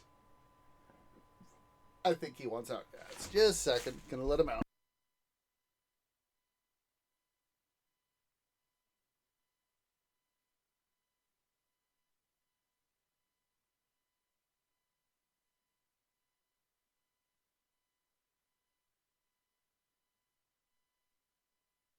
I think he was wanting out. Is the dealio, so. Alright. Anywhoozle. Oh, that's an idea. Let's, prison. We'll set it up right here. Don't be sad. Be glad.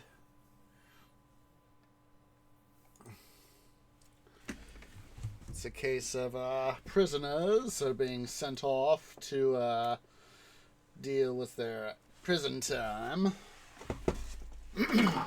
Excuse me, but it felt good. Yeah.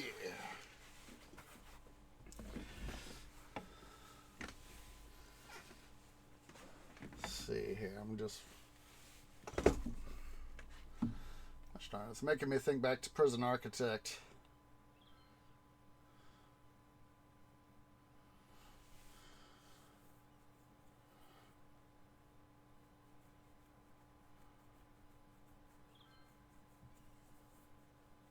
Come on.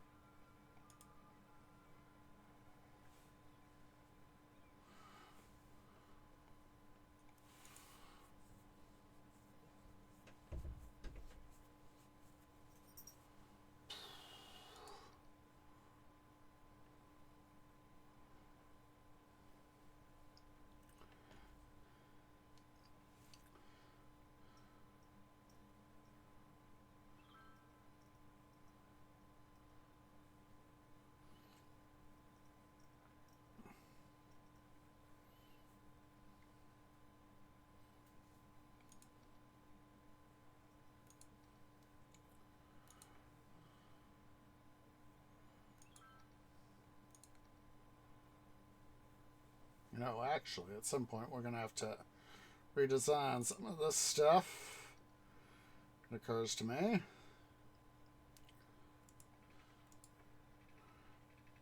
Partly due, of course, to make things better. So make things somewhat more efficient. Hillside Plantation.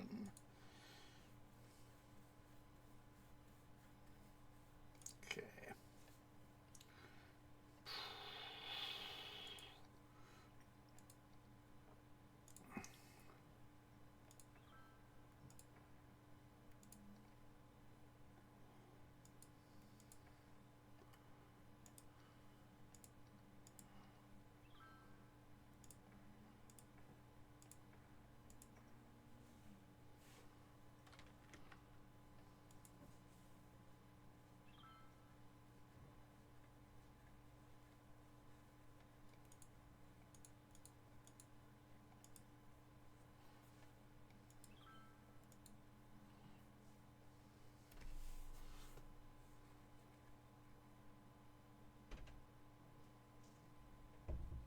Oh, I hear White Cat. Just a second. He wants back in.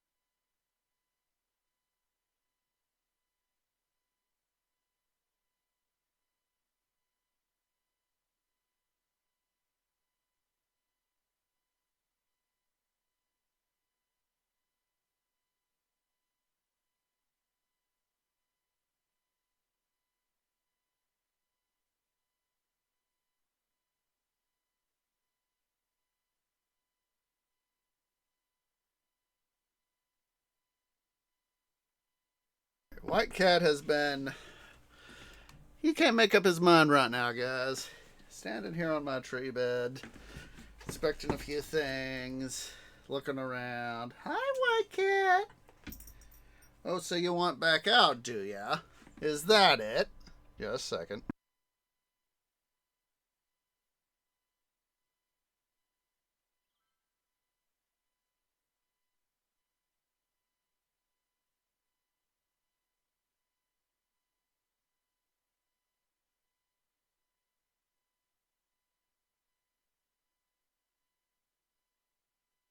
It's part of the reason why I call White Cat also the fiendish feline.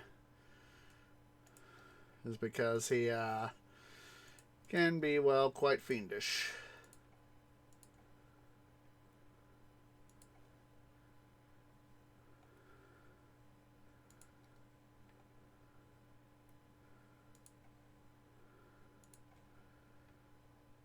Let's see here.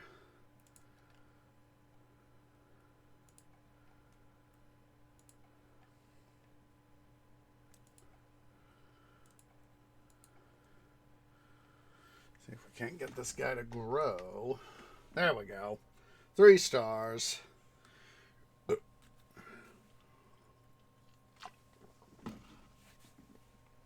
Ow.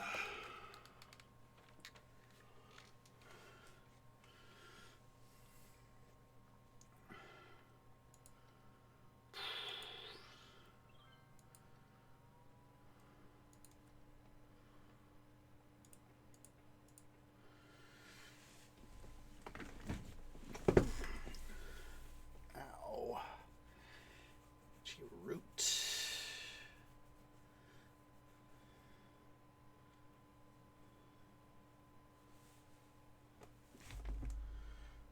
So let's see here.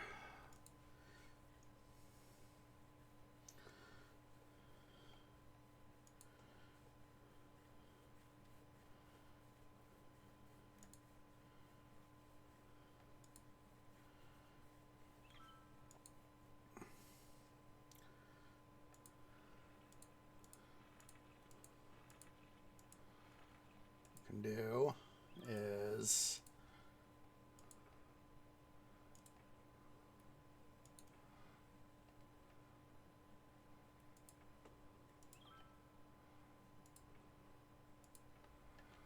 going to do that.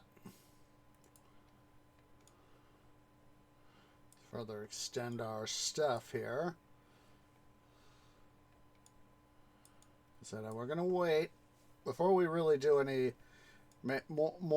anything more amounting to any sort of road networking for this area.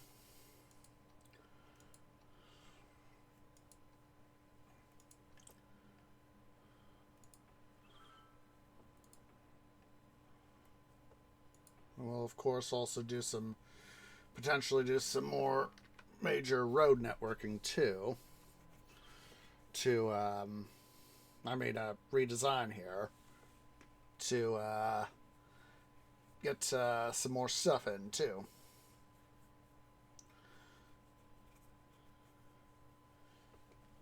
It's one thing I want to do.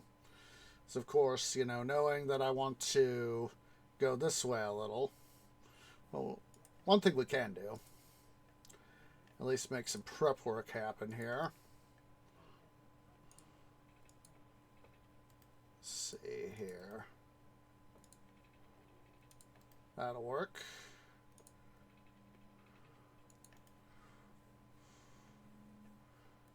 Get rid of this segment.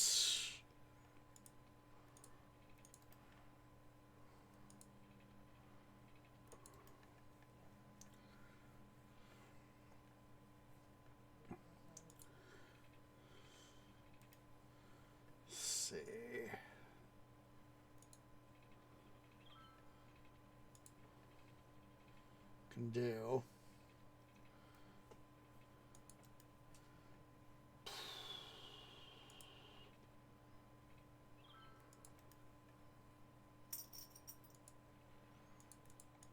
Do that.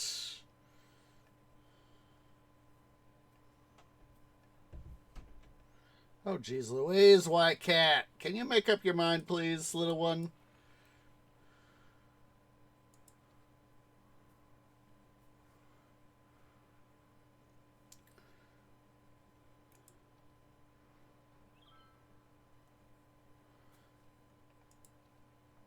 Let's see here.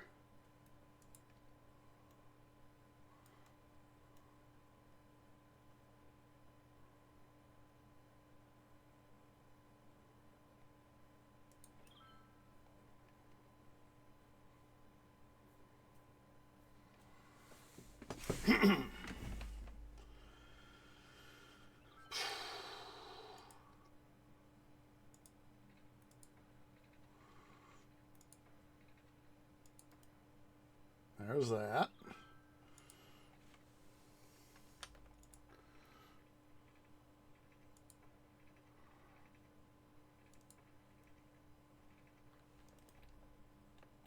Oops.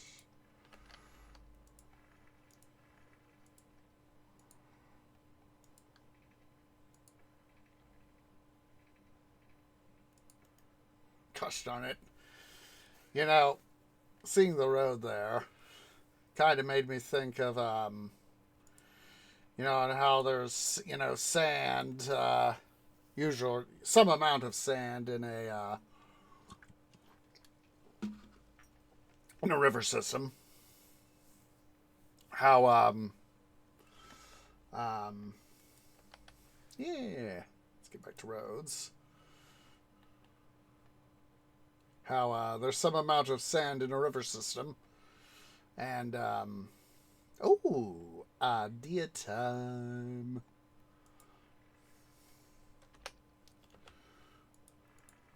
I know it's going to add to congestion. But, yes, the inevitable BUTT.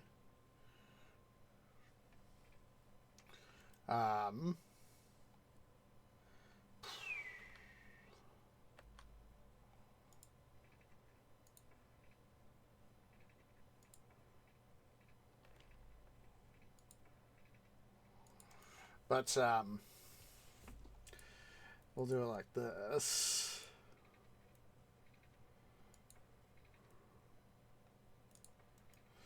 We'll have, that happen. And then...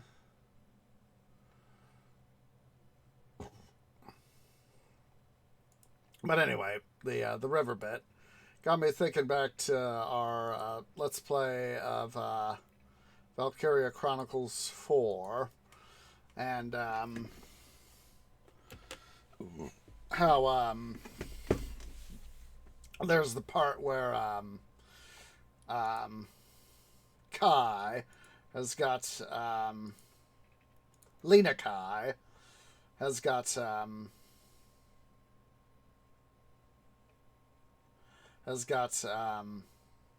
Raz in the sand. You know, he's everything. You know, he's only up to his neck in sand. You know, his head's, you know, like a gopher. You know, poking out his hole, and you can only see, you know, 170 odd, however many it is. You know, about 180 degrees in one direction. You know, and he's like, somebody, anybody, get me out of the sand.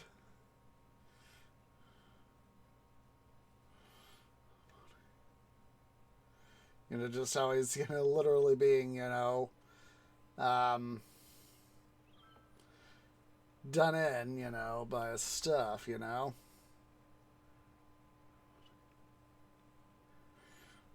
Wait, did I reconnect that? No, I didn't. Yeah, it's just this. Yeah, I found it so freaking funny that, you know, in his, you know, his hubris in trying to have fun with Kai, you know, his stuff and all that. So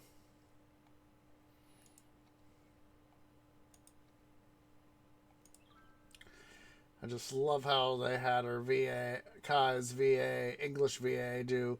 If you think that's any version of apology, you're sadly mistaken. And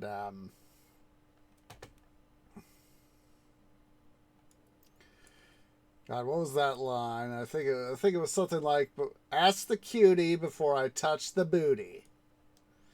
Here I am. Going quickly into degenerate mode.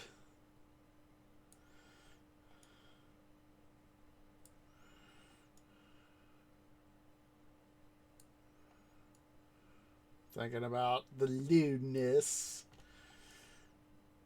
I know that the part where we had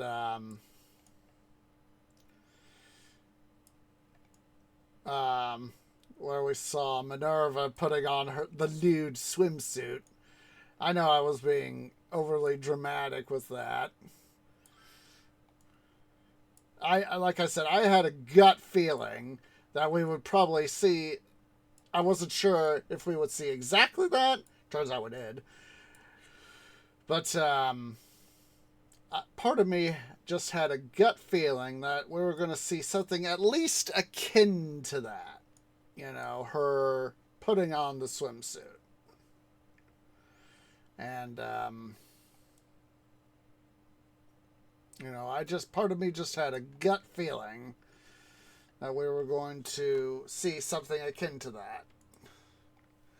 I know that it was somewhat over the top, my reaction, but, you know, in some ways it was actually true. You know, it was like, you know, that's the sort of thing that, you know, would exists, you know, in my canopy. You know, seeing a sexy, the equivalent of a sexy lady. Now, this road is ultimately going to be a temporary one.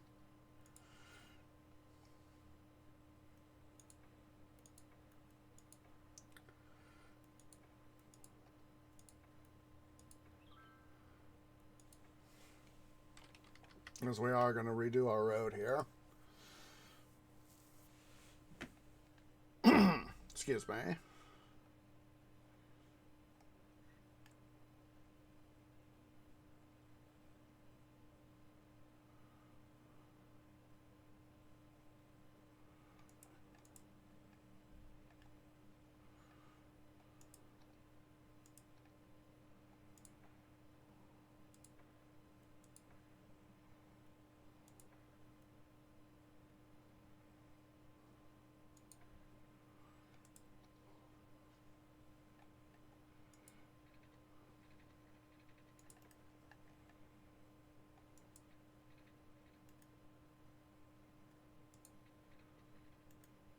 You know, part of me is just, you know, wondering how much, you know, influence her brother, Guy Kai, now known, of course, as Forsetti. You know, when he got introduced as Forsetti, I was like, I still remember, oh my God, it's Guy Kai! It's Guy Kai! I want to know his backstory. You know, I'm not sure if, you know, he's on some sort of secret mission or what. You know.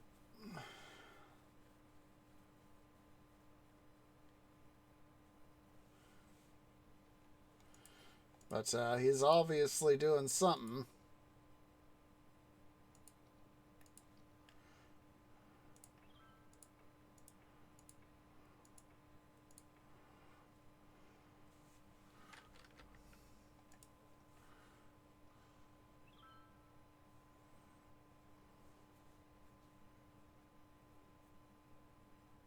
There we go.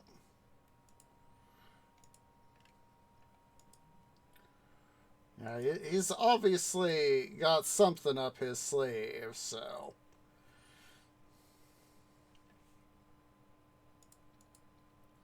Not quite sure what he's got going on, planned.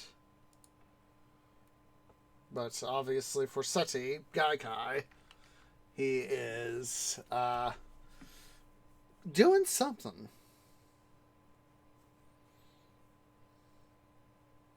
It would not be unsurprising now, at least to me. There's probably going to be, like I said, I've been doing what I can to avoid reading the wiki, the Valkyria Chronicles wiki, because there is one.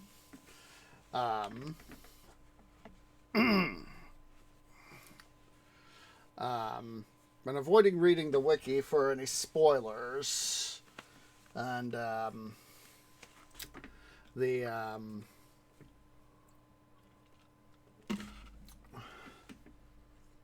and seeing, because I don't want to see what's gonna happen because spoilers. You have to make sure next time we pick it back up to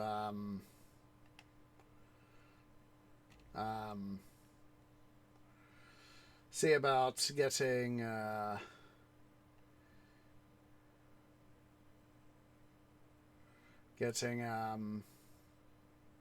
some stuff upgraded,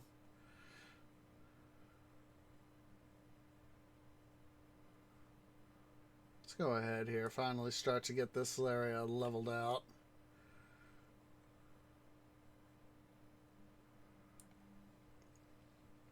So is that we can finally start to build up our stuff here.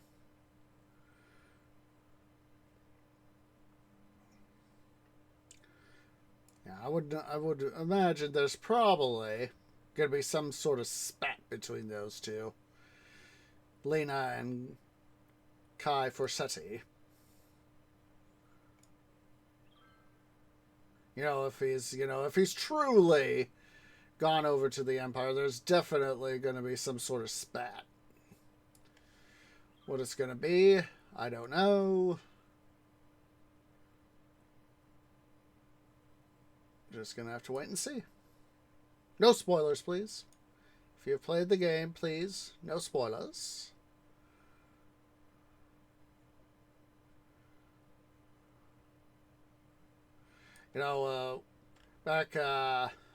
Back in July when I went and saw Oppenheimer, I was like, oh my god, such a heavy film.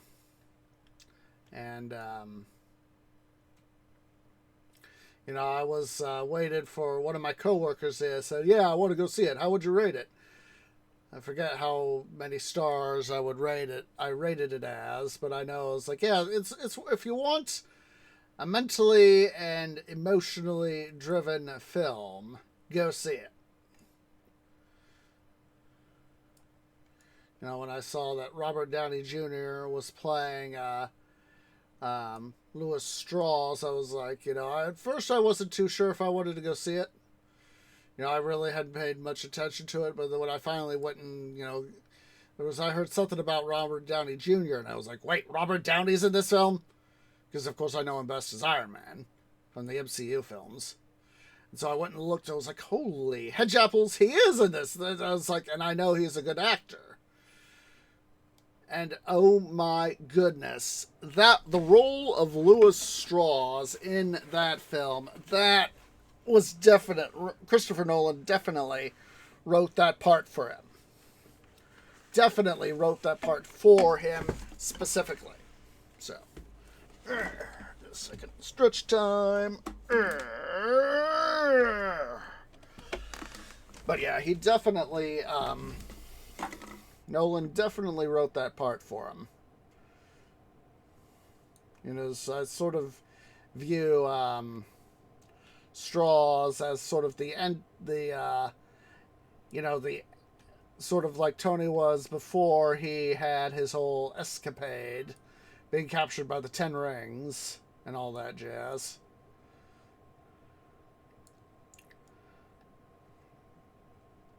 And yeah, I would definitely say, he was very much fit for that role.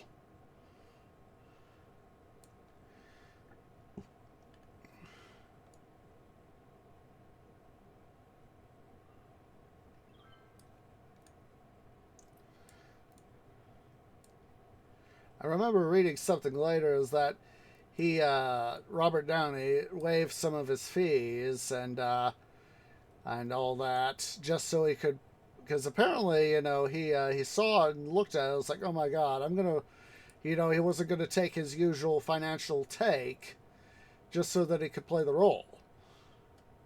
Because obviously, if Christopher Nolan wrote it specifically for him, and if RDJ was sufficiently impressed with the content, of the film, which obviously he was, that would be, you know, a reason for him to say, I'm going to waive my usual fees, Chris, because I want to play this role. Of course, it's made almost $1 billion. Last I checked, it was like almost $1 billion, I think. It's part of, excuse me.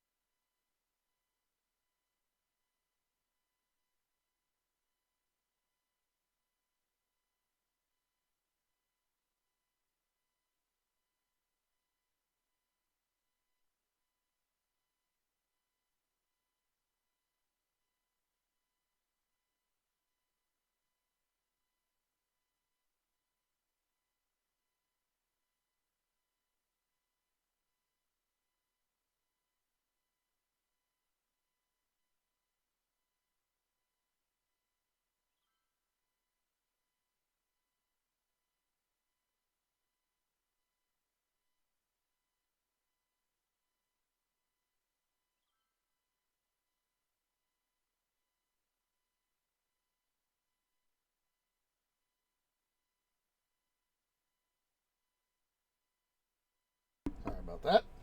Someone, White Cat, decided to want to come in. Hello, White Cat. But yeah, it's let's see here. I want to make sure here. Make sure. Let's see. Oppenheimer income.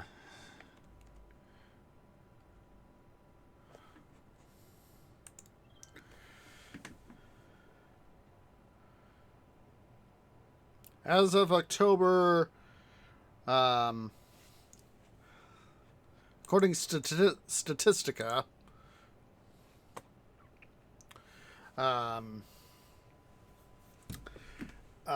as of October 25, 2023, has garnered domestically here in the U.S. has domestically garnered 324 million, and globally total is 245.38 million.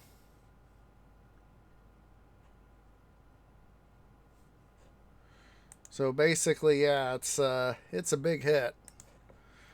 You know, I would essentially call that, you know, $1 billion. You know, Lord knows how much it'll make in rental, you know, sales, you know, digital sales, any DVD, Blu-ray. I know I said that I would not get it, but on DVD, or should I say digital. But part of me is now really wanting to get it because of the ending. And that's when going back to my coworker, he's a fellow movie buff like me. Is loved watching the Marvel movies, and he says, seeing some of the stuff for Phase 4 and 5, I haven't been keeping up mostly ever since Infinity War happened. I've seen several of the films, but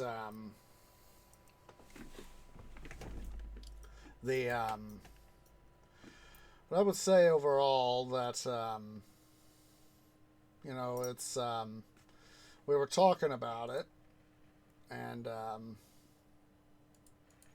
go ahead here, and we got enough money. We can redo the thing.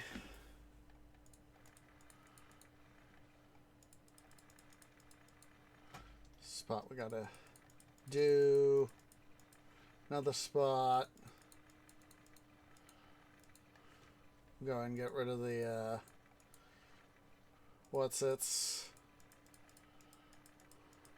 but yeah, it's when Oppenheimer was first out, I went and saw it, and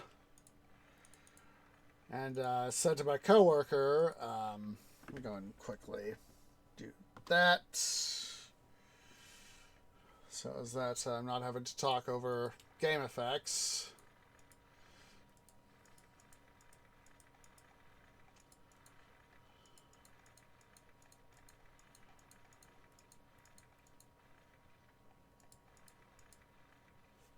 You guys won't be happy for long, that's for sure. But anyway, you know, I went and saw it and he said, how was it? How was it? And I said, I would rate it however it is I rate it. I forget what I said. But it's worth, if you want a nice, heavy movie with a lot of mental and emotional writing, it's worth going to see. And so he did go and see it.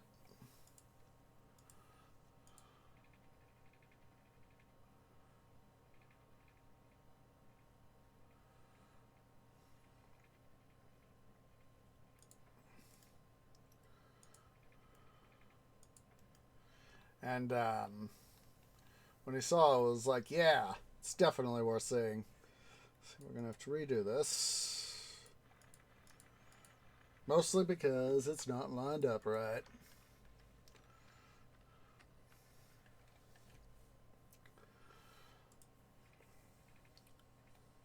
Yeah.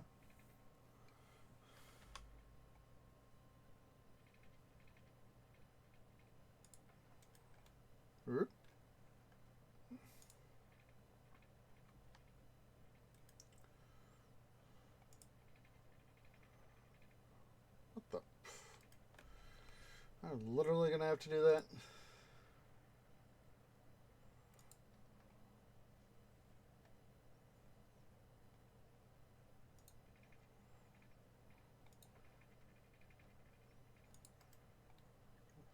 What the? It's a dum-dum.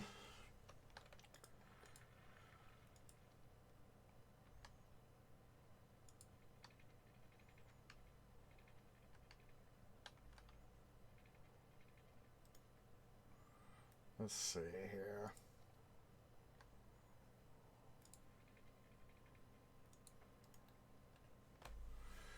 Don't you guys go complaining. Seriously? Freaking span right there.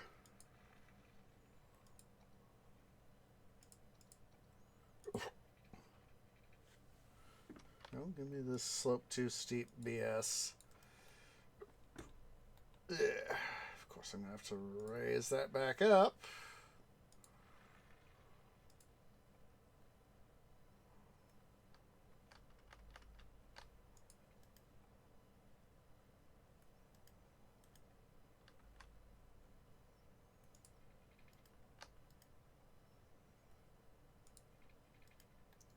Come on.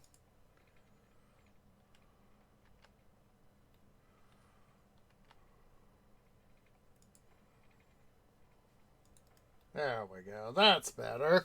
That's better. So yeah, it's just so interesting to have you know, what have happen.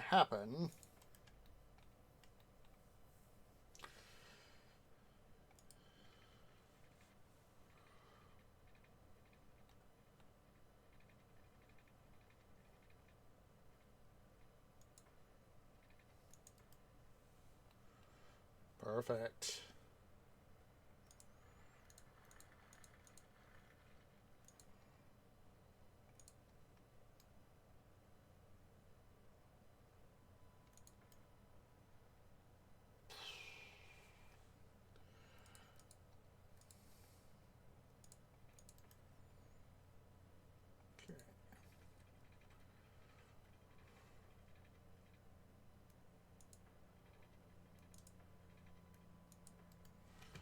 Okay, goody gumdrops.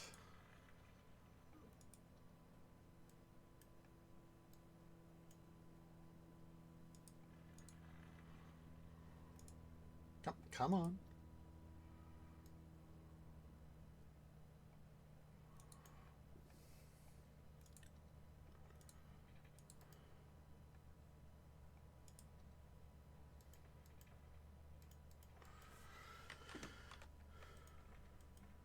There we go. All right. Let's go ahead and get this here fixed too. Ah!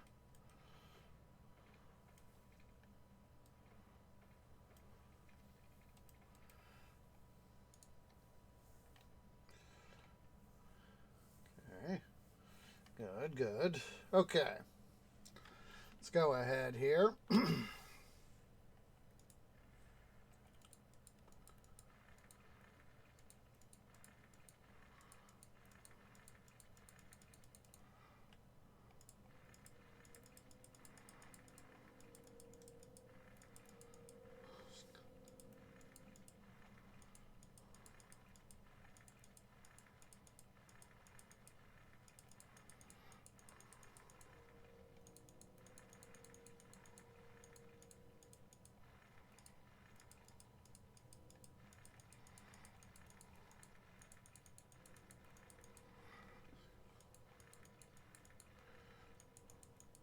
Come on. That's another thing Grady of Practical Engineering has done is he talks about water distribution systems.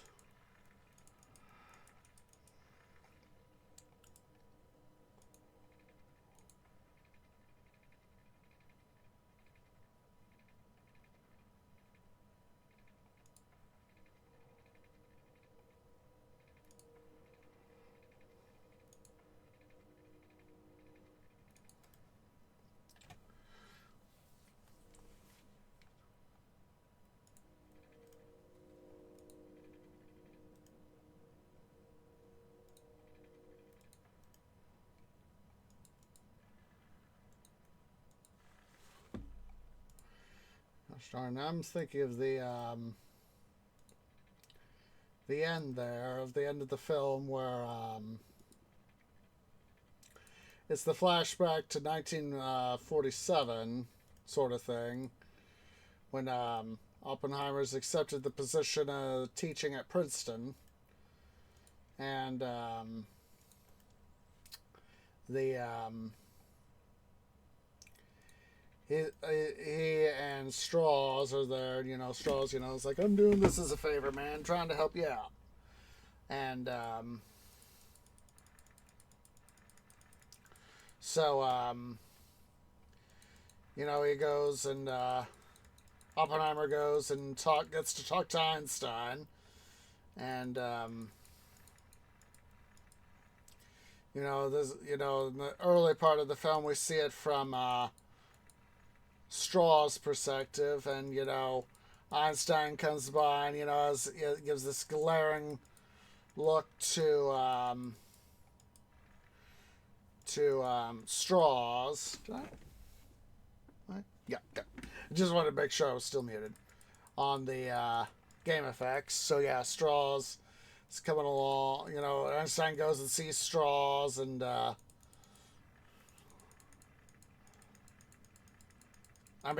Einstein sees Straws. He gives him this, this glaring look of, they both know Straw's intent to make sure that the U.S. is continues to have an edge as nuclear power, and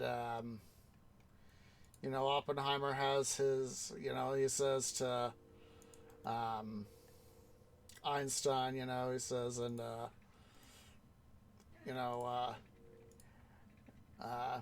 chain reaction that was just bring about the end of the world. And he says, yeah, I know. What about it? And Oppenheimer, of course, for me, famously says, I believe we did.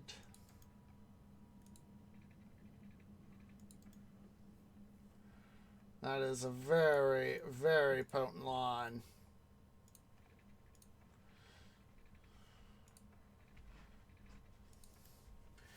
Because, of course, you know, the Cold War and all that. It's that old saying. If you don't study history, you are doomed. If you don't appreciate and understand history, you're doomed to repeat it. And in this case, you know, having that sort of tension has happened between the USA and the Soviet Union. Of course, some of that stuff is making its presence known today. That's enough on that. Excuse me. Just a sec, guys.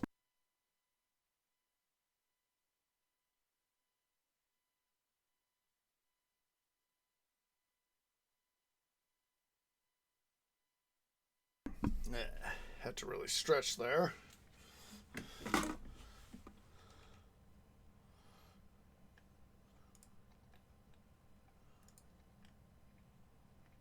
see.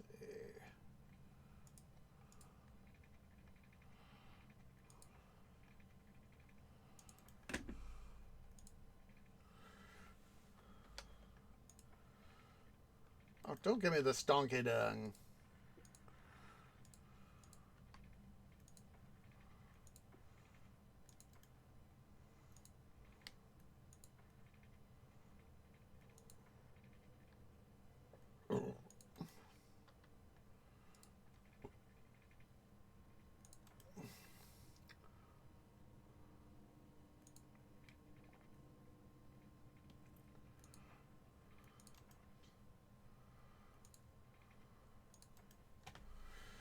Make sure we set this to right direction. There we go. Go ahead here, unmute the stuff.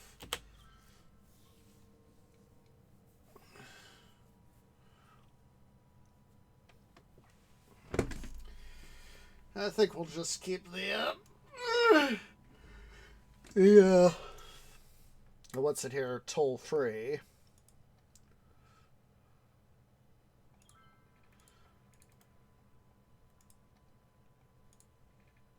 Yeah, the triangle interchange here, toll free, so eventually we will have to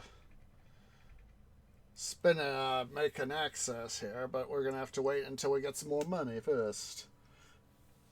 Because why? We need more people.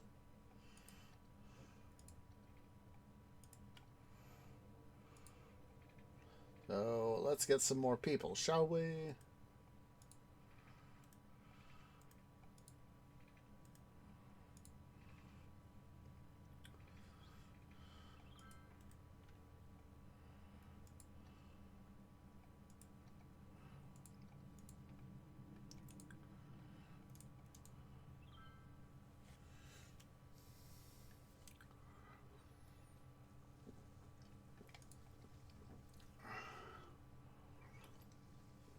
Looks like we're holding steady here on the metro system.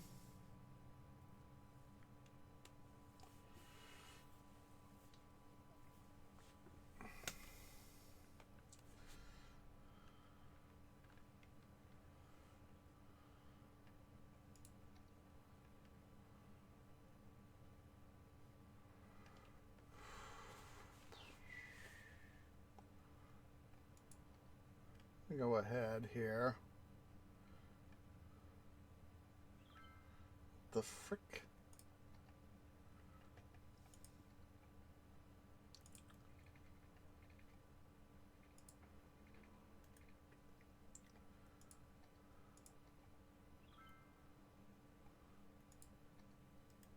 Ah, that would be why.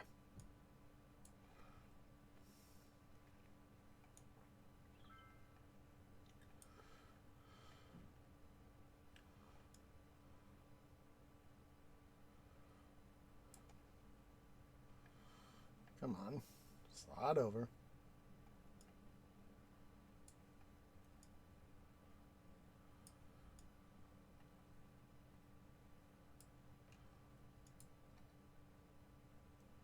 Still too freaking steep.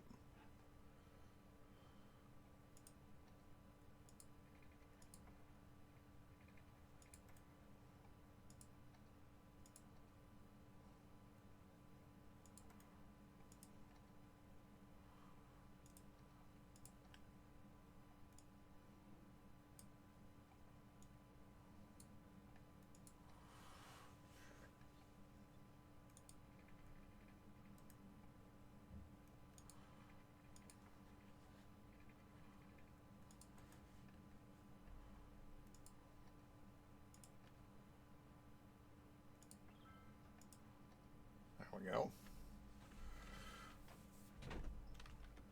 All right. Let's go back here to our transport. Oh, we need to connect it up, of course.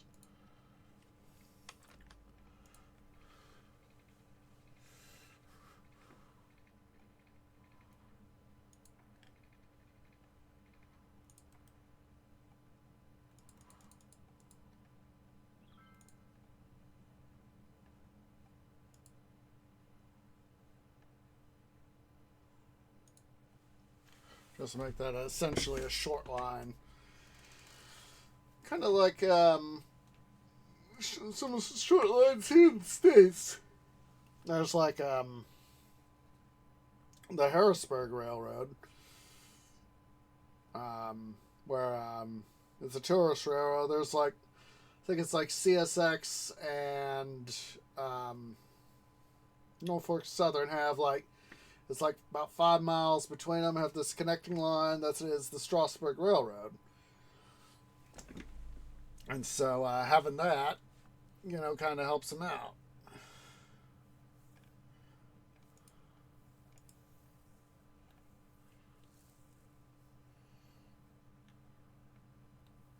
Well, looks like a couple people, or at least one person, is using it.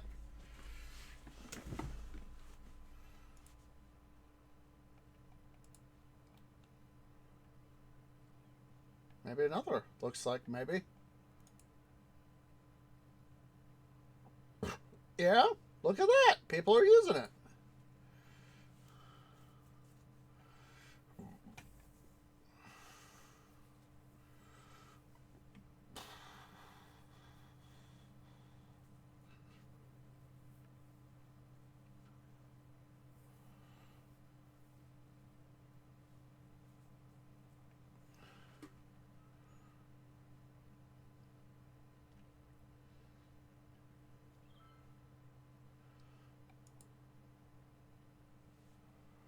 All right, we need some more workers here, so let's go ahead and do that.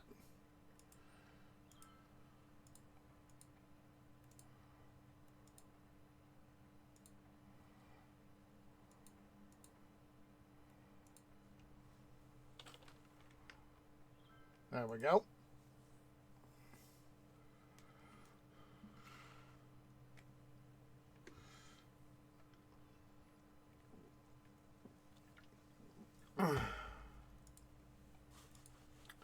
All right. Let's go ahead here. We are going to, let's first decommission these guys.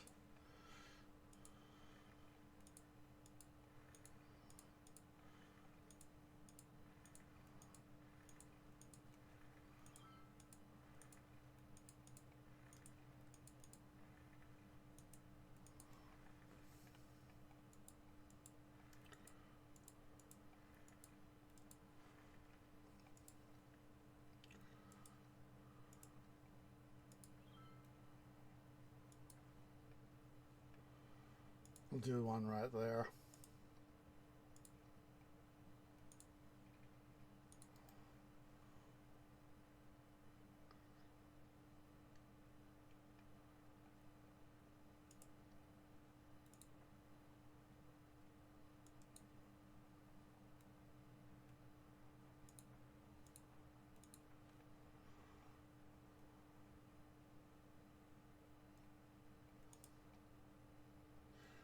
Three, four.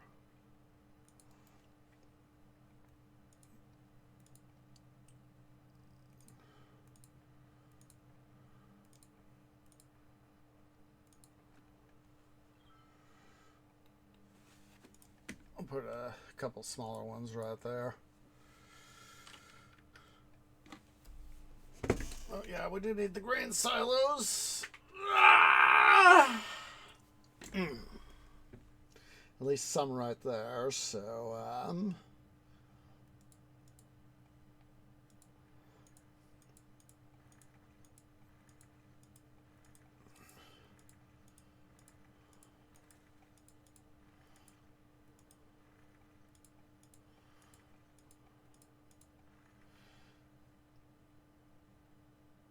I'm thinking that it would be best, strategically, to have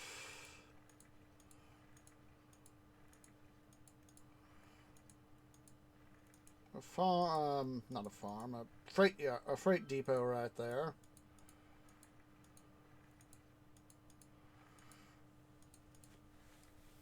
And for us to, in terms of our use of territory here, excuse me, to, which way do I want to do it? I'm thinking that, have them going like this.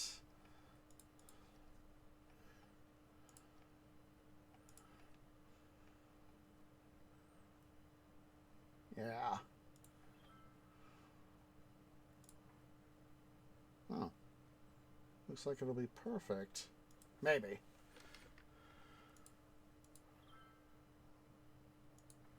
Yeah. And we can have several smaller guys over here.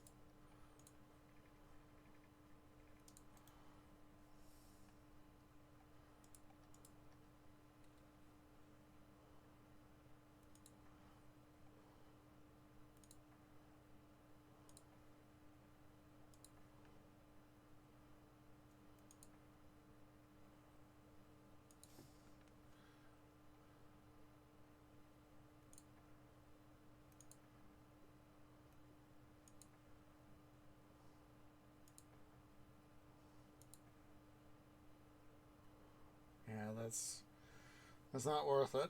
There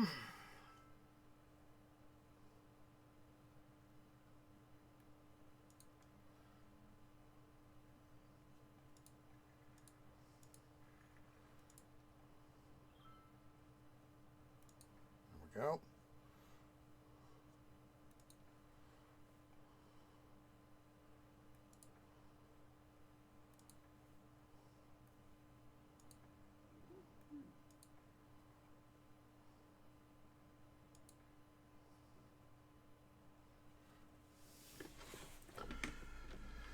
Okay, going to extend this road out just a little bit so that I can do this little bit of action.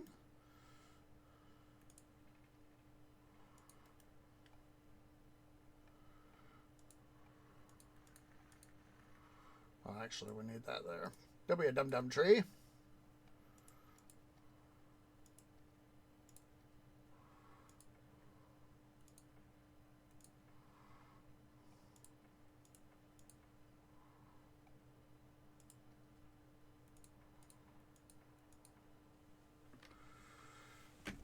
I'll get some storage going for more storage for these guys.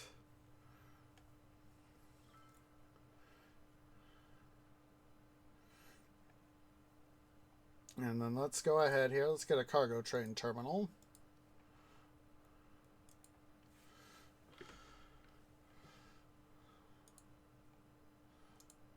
I'll change this to farms. Because Hillsdale Farms sounds a little bit more, at least to my ear, it sounds a little better off the ring, as it were.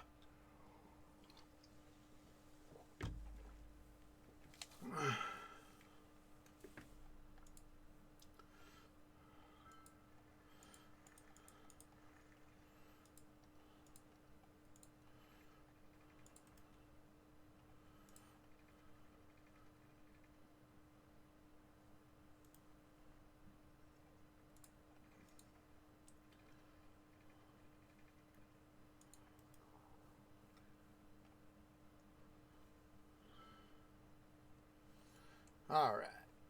Let's see here. I want to check. Oh, good.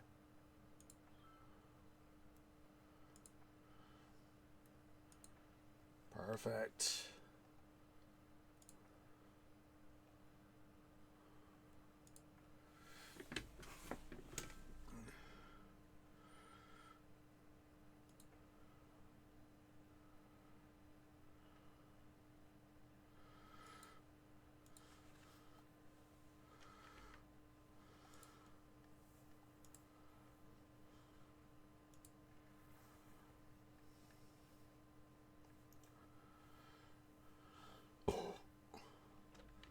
Oh.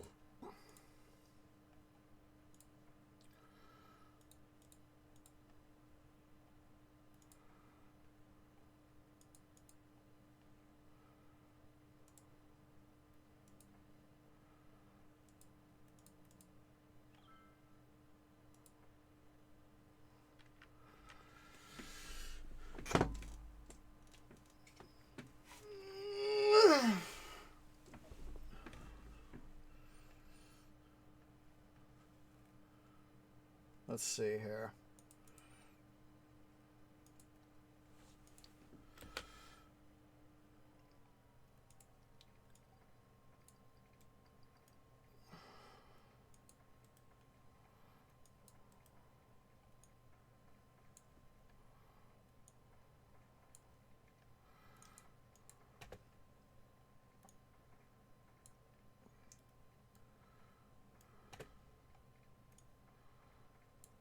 We'll let this small road be bi-directional there, so...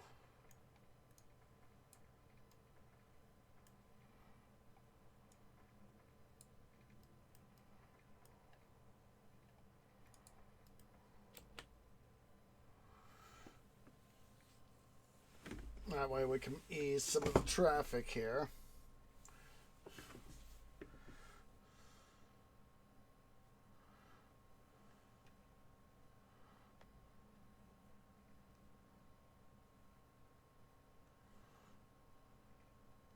All right.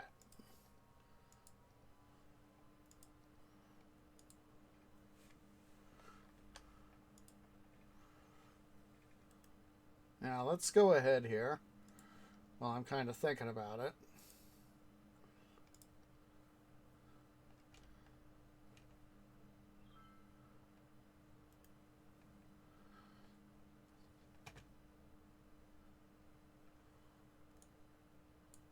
Too much soil. Fortunately, we have a dump zone.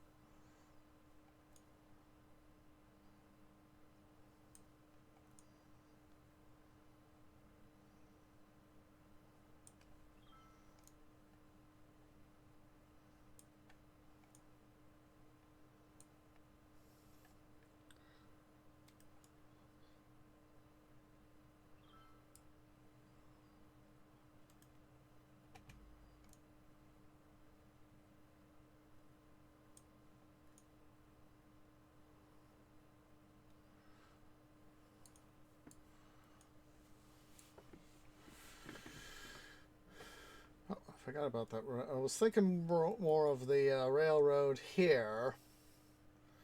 Of what? That's why I was trying to dredge. I was thinking I need to get this connected. I was like, wait a minute. And then I was, of course, come over here, and I was like, wait a minute.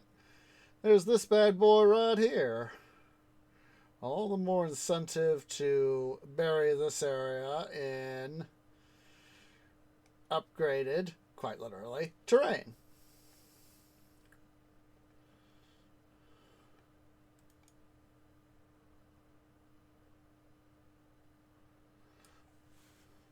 We'll worry about connecting him over there later.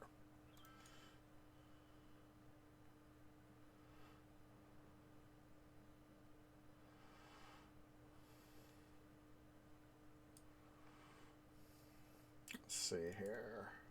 Transit.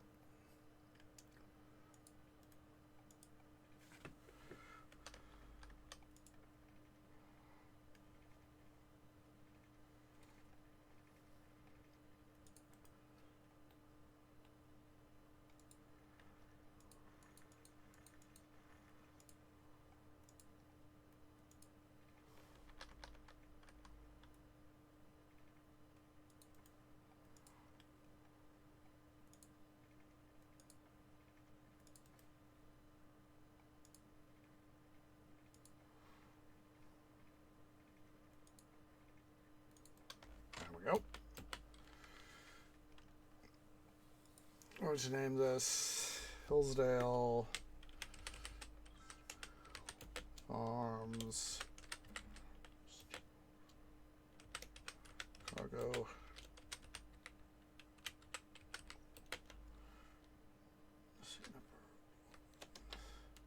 Don't want apostrophe, want the actual numeral 1.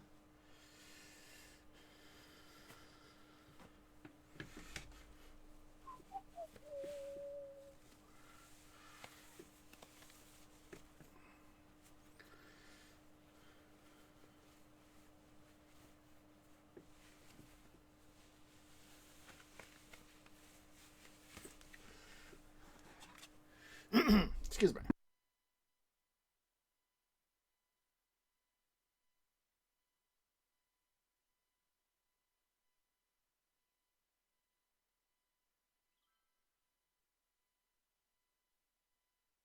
And there we go. We got stuff coming in.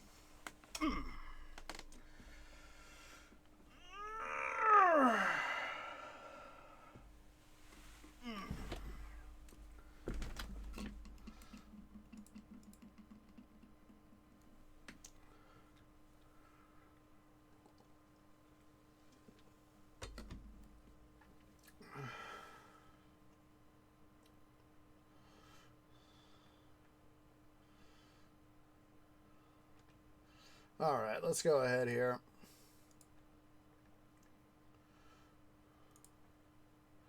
I'm going to get the rest of these guys here maneuvered over so that they are not in the way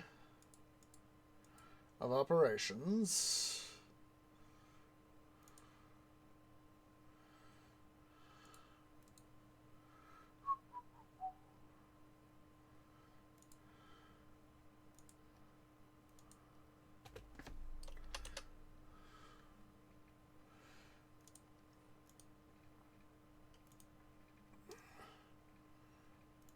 There we go.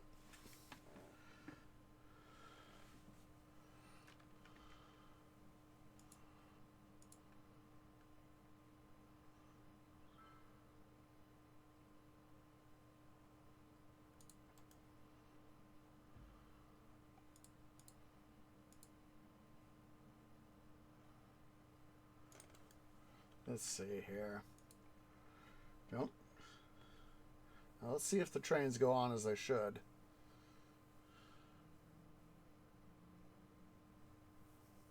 Looks like they're just delivering. Let's pause right quick so I can do this out.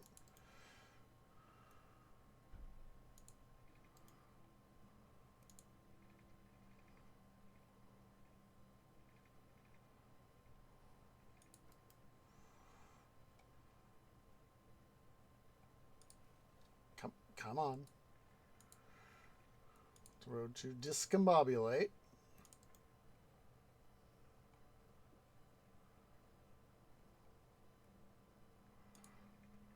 I might have to momentarily delete part of the highway there.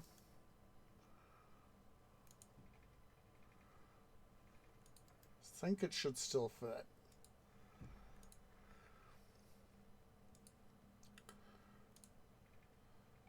Yeah, it'll still fit. There we go.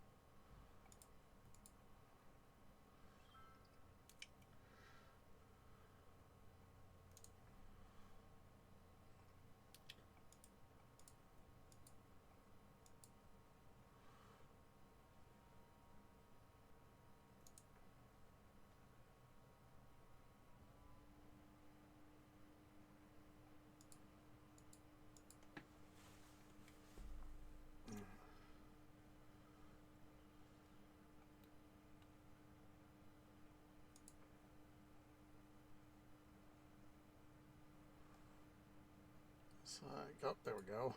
Last one.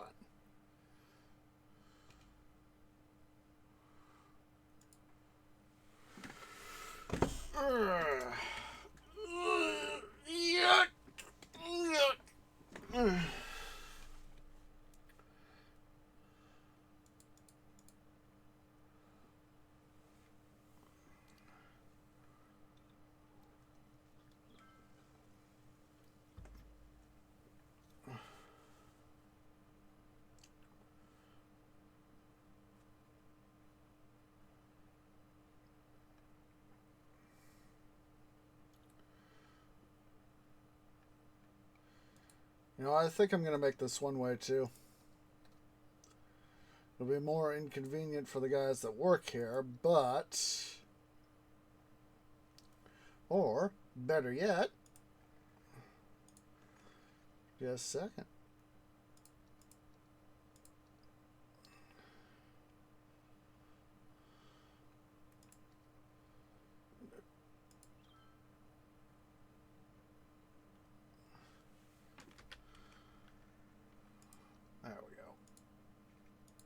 There we go. That guy gets restored access. And we have better traffic logistics. See, this is why I like having this right... Excuse me, here.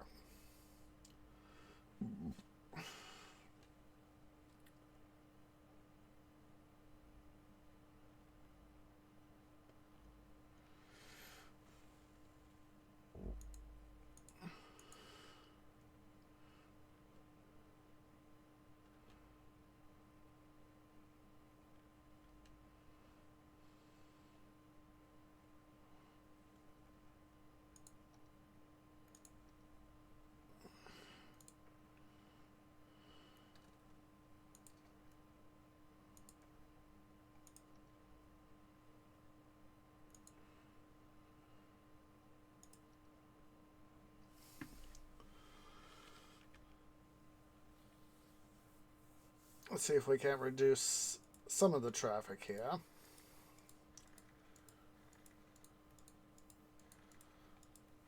Do that by...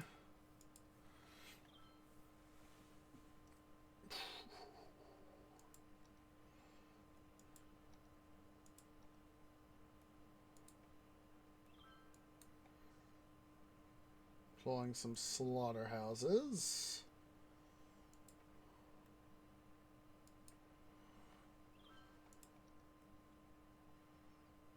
What else is a little too big or too small?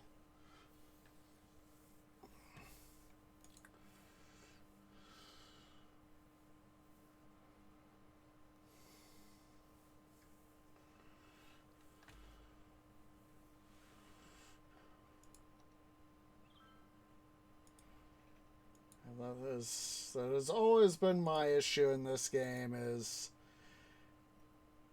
managing traffic.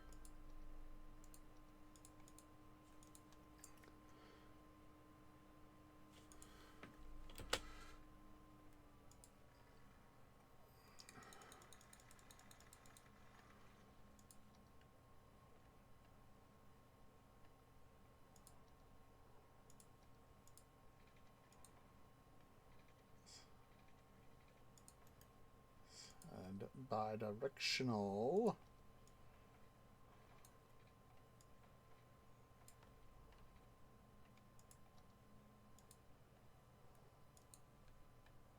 And there we go.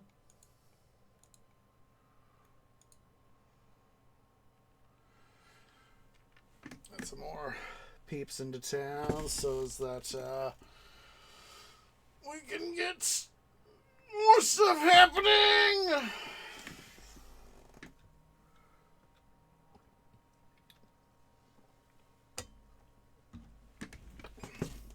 You happy there, White Cat?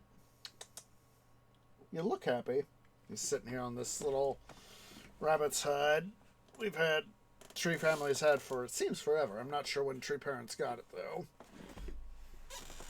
And, yeah, it seems like we've had it forever in some way. So, it's one of the things that he also has his own little bed in a sunspot as well. Picked that up from Creative Aunt when we first adopted him. Because she, at the time, as I've said before, couldn't take care of him. She already had several cats to take care of, and she didn't need another cat to take care of, but we were willing to take, Tree Family, we were willing to take care of him. So we took home the bed with us, or brought home the bed with us to our house, and things have changed since then, but he uses it, and he also likes the rabbit hide. It's one of the he loves to use it in the colder months because it's obviously someplace where he can be down low on the ground, not in people's way, and it's a place out of the way to where you can have some cover and all that.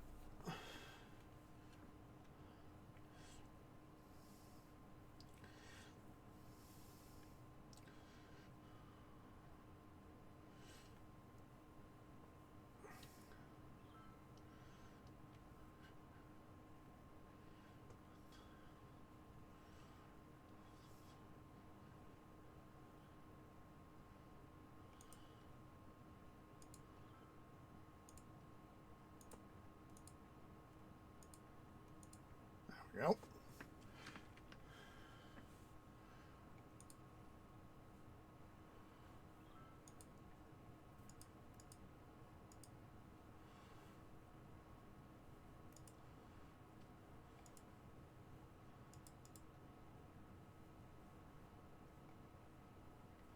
Really do need to get that line connected over here.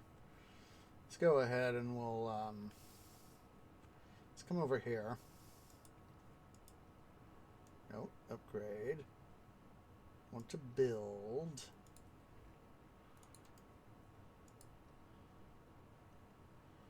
I never fully took those guys out of service. And standing there sucking up money doing nothing.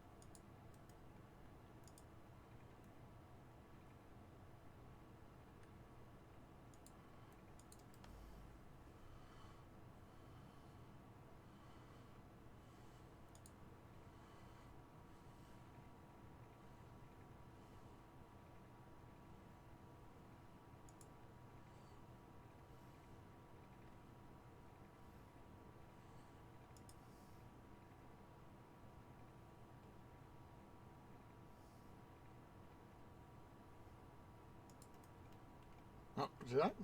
Oops. Oopsie poopsies.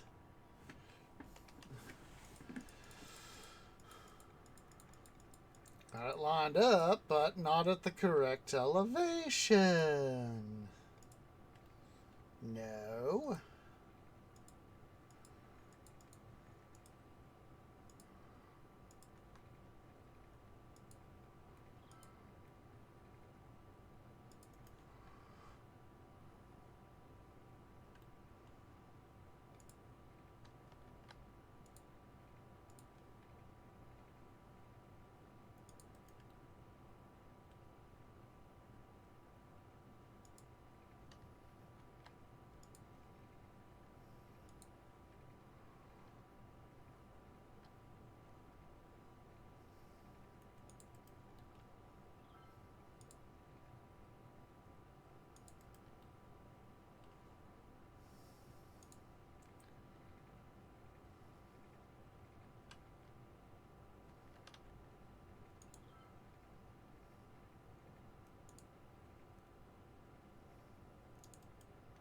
Suddenly thinking back to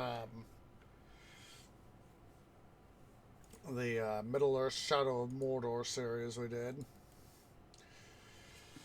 And the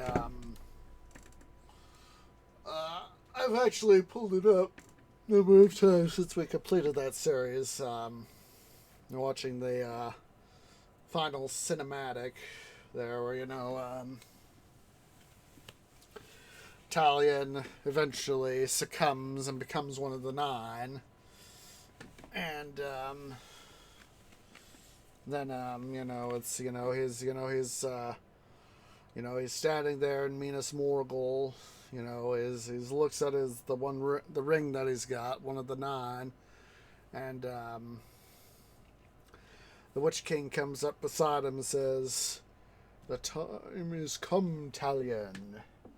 We must look forth and go forward into Middle Earth." And of course, we get the panoramic view of behind Sauron, not Sauron, the Witch King, and we see camera pans behind him, and then when we get back to the Witch King's other side, Talion, has truly finally fallen, become one of the nine, and he goes off, and then of course Shelob goes and narrates the little bit there. So and there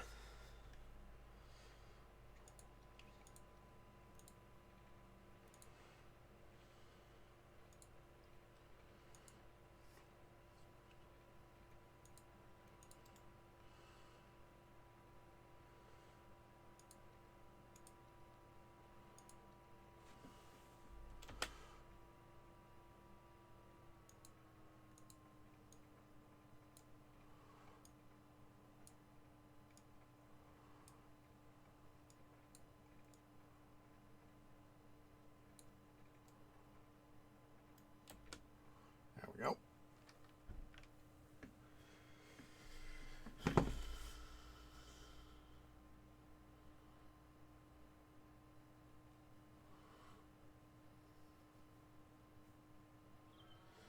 Yeah, it was part of me always found it sad, I mean, in some ways I knew it was going to be inevitable. I knew it had to be inevitable when we had a Talion, he said, my fate is my own. And, he puts on the ring that Isildur had.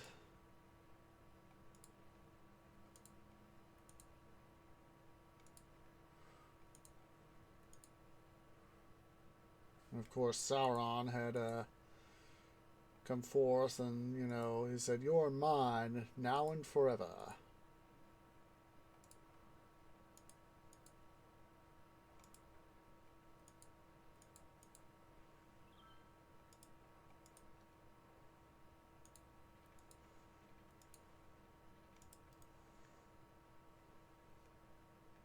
No, it was "You will serve me for eternity." That was it.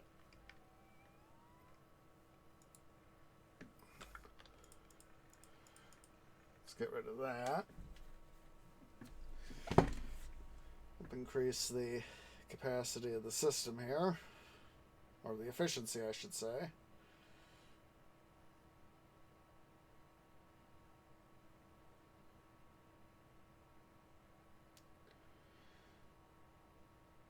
I know that the Shadow of games are technically, not canon, but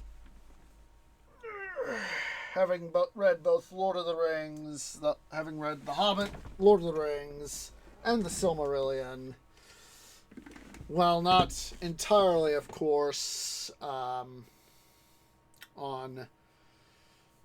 Tolkien's vision, at least I believe they have done their best to honor the spirit of Middle Earth.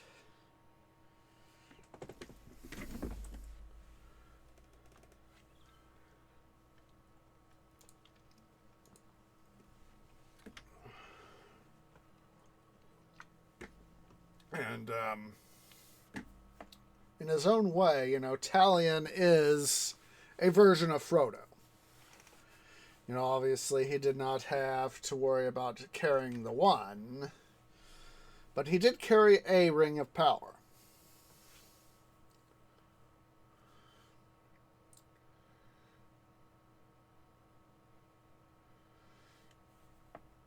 And, you know, I think he is more than worthy of a place in Valinor.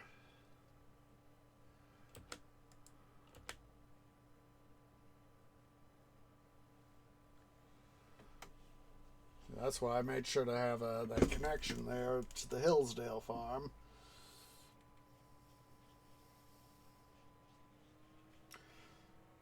I think we'll probably call it at 4 hours, guys.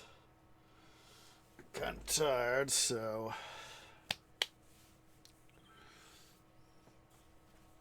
But, yeah.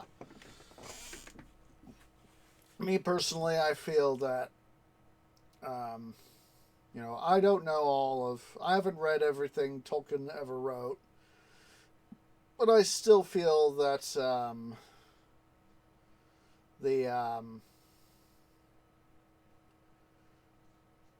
that the creators of the two Shadow of games did a good job in trying to at least channel that essence. Obviously, not perfect, but I think they did a good job. Like I said, it's not canon, but if you want that sort of RPG in Middle Earth experience, I think I think, you know, I would rate, you know, if I felt like it, I might play them again. You know, just a second. I gotta go use the little trees room again. I will BRB. Yes, sir.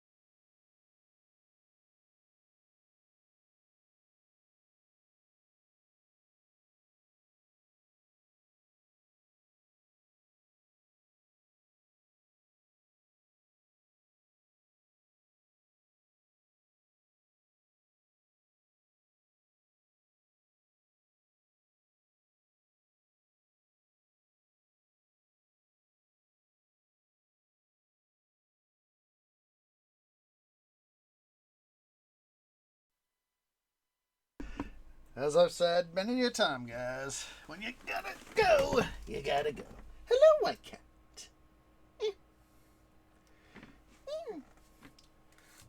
Hello. Come here. Hello. Hi. Hello. How are you, little one? You little furry kitty. Paw rub. Paw rub. I'm holding him with a limb next to my trunk. And with one set of twigs, I am rubbing his left forepaw. I feel your paw pad right there.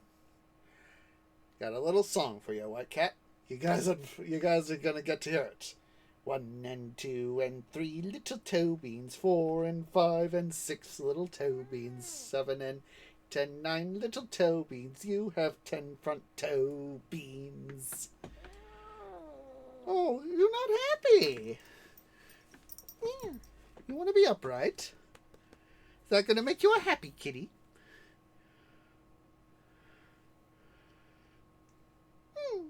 Ah, Sir Scentalot. I have one of my twigs out.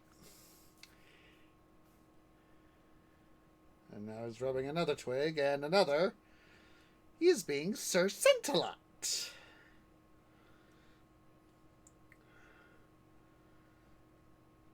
You, sir, are indeed a kitty. And we do know that you're very pretty. Even though pretty wouldn't technically apply to a male cat. Me. Huh. You, sir, are an attention needer. You just love all the attention. Give me attention, Tree Daddy. Give me attention.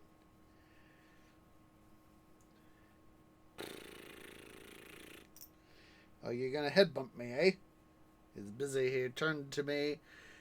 He was looking one way, and he decided to head bump my trunk with his noggin.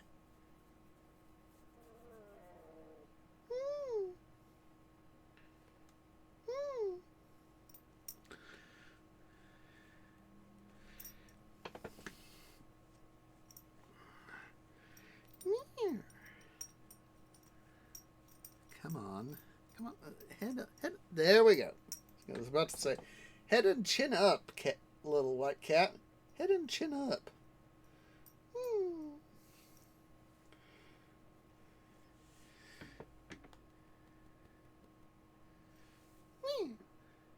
You, sir, are a little kitty. And I know that you're very pretty. Meow. I'm going to set you down, okay, white cat? Here you go. There you go. Oh, you're going to walk away, huh? I hear that you rattling your bell there. He's got a... He wears a collar with a bell and his vaccination tags on it. That way, if he somehow ever gets lost, if I'm, say, going to work, and, you know, if I'm rushing to get to work, and I don't see him, you know, or manage to catch him in time, see him, catch him, and he gets out, at least somebody can, you know, identify him and see if they see him wandering around. And, oh, you want out, white cat? Just a second. Just a second, guys. He wants out.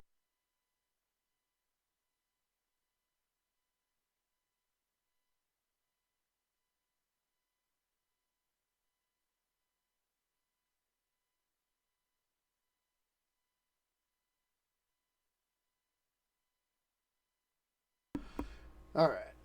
He's out now. But there was one time, this was some years ago, at the time I was working at the grocery store with my roommates at the time, and it was I had to go to work, so so one of my roommates was home at the time, and so I said, "Hey, I'm off to work. If you need me to pick up anything, and when I'm at the store, just give me a text, and I'll see what I need to pick up." And they said, "Yeah, we'll make sure to let you know, Tree." So I was like, "Hey, okay, thanks." So I went out to the Tree Mobile, and as I was going through the front door, White Cat must have snuck by, because when I was at the door, or he must have been there at the door, and as I was saying, "Okay, thanks for letting me know, I'll catch you later," I was opening the screen door. That must have been the point when he got out. And so, and nobody really noticed. I mean, it's, cats are cats, they blend into the shadows. They love to be inconspicuous. So, nobody really had, thought about where was White Cat. We all thought he was, in one of his hiding spots. So, and, so come the next, got home, everybody, eventually went home for the night, went to bed for the night. We were home. Silly twee. And so, nobody thought too much of it. Or at least, to my recollection, nobody thought too much of it. So, anyhoozle, we, next morning, I of course noted that I hadn't seen White Cat all night. And I thought he was just, being White Cat. And so,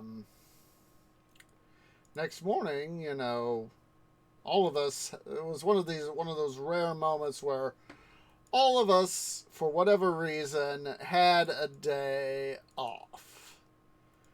Or were all physically present at the time. Either day off for some of us, that was for me a work day, but it was a later shift at the grocery store. And I went and said, we had all been, some of us had been up for a while. I woke up, used the little tree's room, went and did my thing, and came back. I was like, "Hey guys, anybody seen White Cat?" And we all essentially, we all came to the agreement, we hadn't seen him since the prior day. Oh, geez Louise, White Cat. Speak of the devil. Just a second.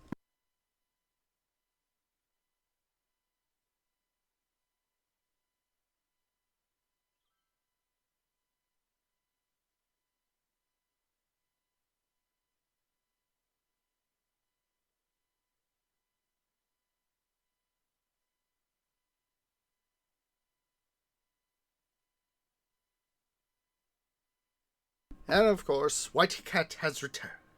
Hello. Hi. What you doing there, White Cat? Meow.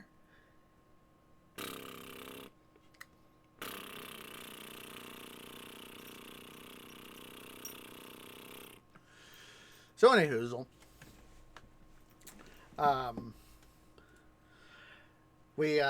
we said, everybody said was, we haven't seen White Cat. Everybody said, I haven't seen White Cat. And, so anywho, we started looking around, and, we knew where he tended to hide, and,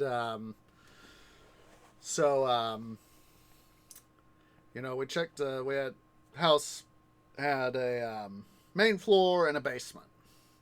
So, we checked up on the main floor first, all his usual hiding spots. And some of the places where he might have been hiding. Spots where, if there was a lot of noise going on, or if there was something occupying or blocking one of his regular hiding spots, he could go there as a backup. And so one of us said, "Oh, let's check outside." So they went out and they went, looked outside and did, sort of thing. Meow, meow, meow. White Cat, you out here? And I said, I'll go ahead and check the back porch, because the back porch was part of how we accessed the basement. You know, there was the way the house was designed. So anyway, I went to the porch door. You know, we had made sure that the security system was disarmed. I opened the door and I looked out on the back porch, and we had this wood rack for the fireplace for this house. And I went, "What cat? What cat?" I waited a moment and I said, "White cat, white cat." And then I hear the tinkle, tinkle, tinkle of his bell. Turns out that in his, he decided to play it smart. Proves that he is an intelligent kitty. He stayed close to home and found shelter in the wood rack for our fireplace, me and my roommates. And so he came wandering out of the wood rack, and he was like, meow, meow. You know, it was obviously it was a chilly October morning. It was probably about 50 degrees or so when we went out and when I went out and found him. It was fortunate that I, as his primary owner, was the one who found him. And so, you know, we brought him on in, and it was like, "Guys, I found him. He was out back." And everybody, you know, we all sighed relief. So it was like he doesn't look any worse for wear. You know, he's probably just a little chilled. So I made sure to take him to the vet. He needed to go to the vet anyway for his annual checkup anyway. So it was just, you know, convenient. So I said, hey, you know, when I got to the appointment and got to speak to the vet, you know, I said, you know, last week, fortunately, they were able to get me in that next week, and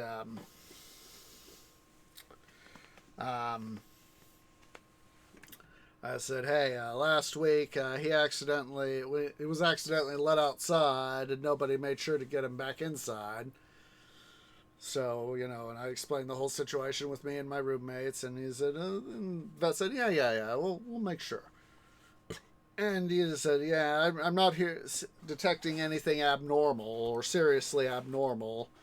You know, if you want to do a blood test to make sure if he didn't get any infections, but I haven't seen anything that would indicate he has any sort of infection. And I was like, no, let's not. If it doesn't look like he's got any sort of infections, you know, blood infections, let's not worry about it. And it was like, okay. He did have to have a shot though. His rabies shot. He was due for his rabies shot anyway, so we made sure to get that done. So that was a good thing. So yeah, White Cat had a, suffice to say, dramatic little adventure. And he got to do what he did.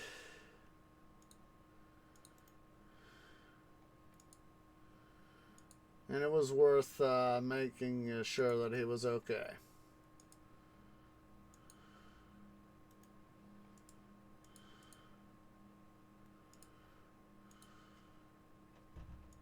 Oh, you want out now, do you, White Cat? Just a second. You couldn't wait a few more minutes.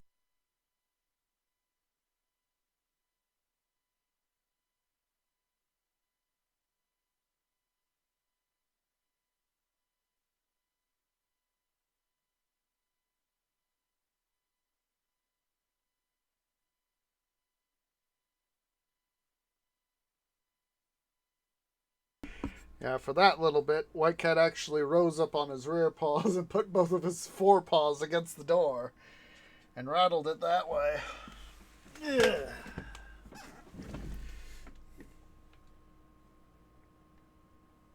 So let's see here.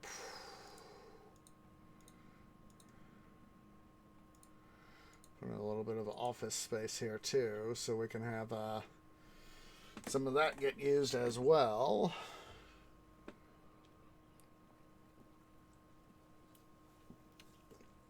So yeah, White Cat was okay. He was okay.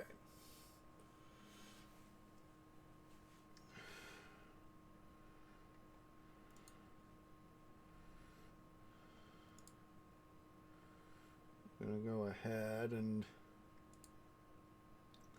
redo the power situation here now that we got these guys connected very thoroughly. We'll save a little bit of money.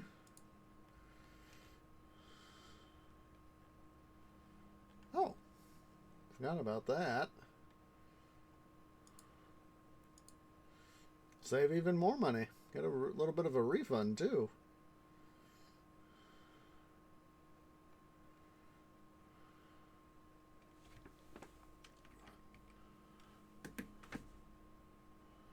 Oh, it's those guys that need stuff.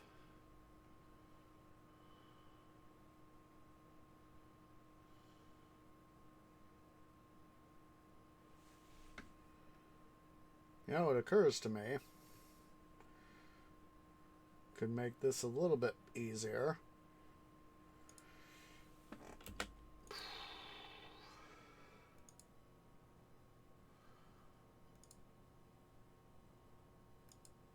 Let's put one in here with a median.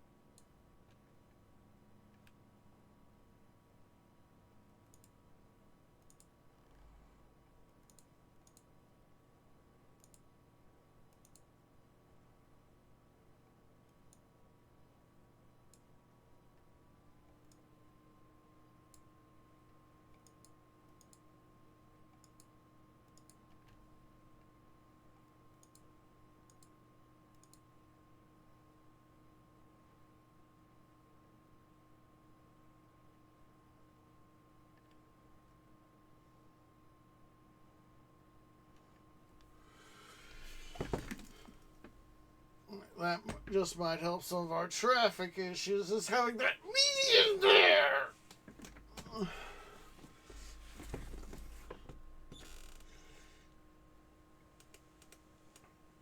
Is that if there's the median there, that can result in more effective stuff.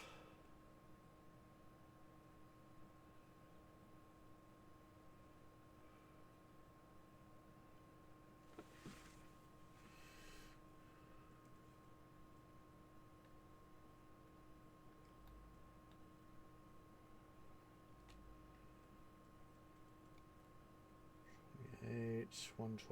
Yeah, this is yeah,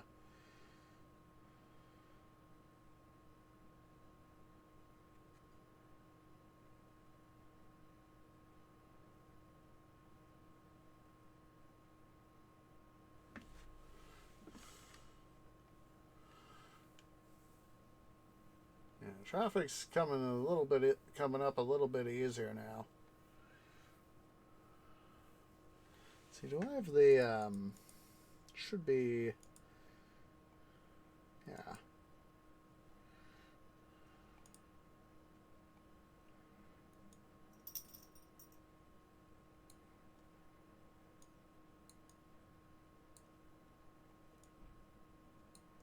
Is that you again, White Cat?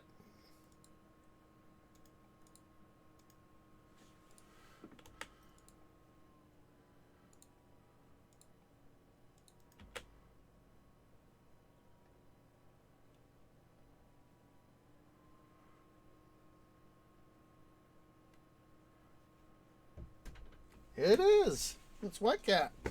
Busily rattling on the door. Just a second. Let me go get him.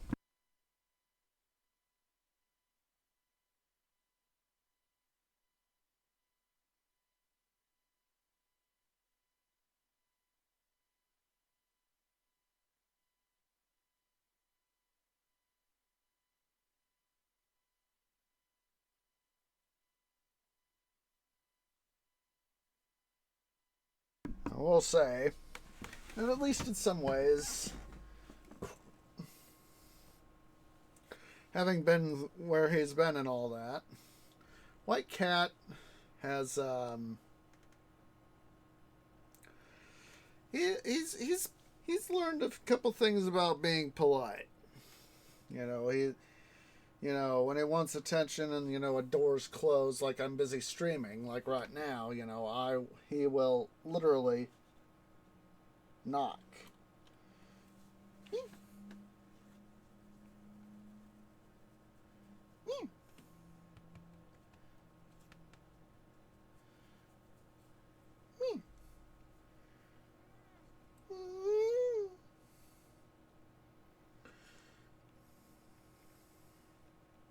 All right, gonna end here in a few moments, but oh jeez, this does not really need to be there.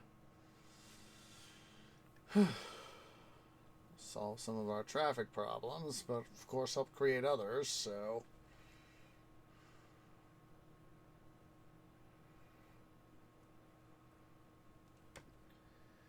Yeah. Let's see here. I do want to take a look, see at our investments. Let's see.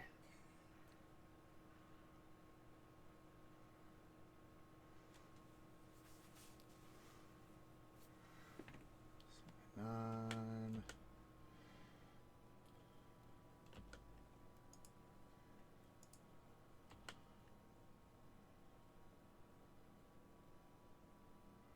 It's 25. 38. See if we can't go a little higher. That'll do.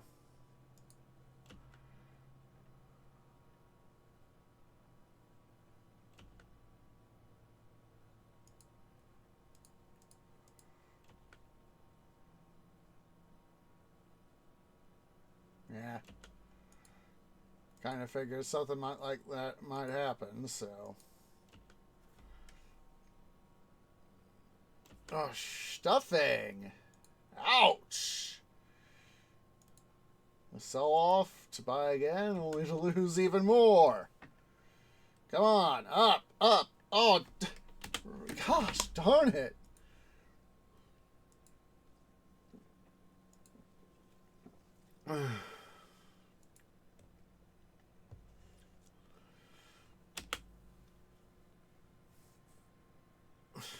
Gosh darn it, we are just bottoming out.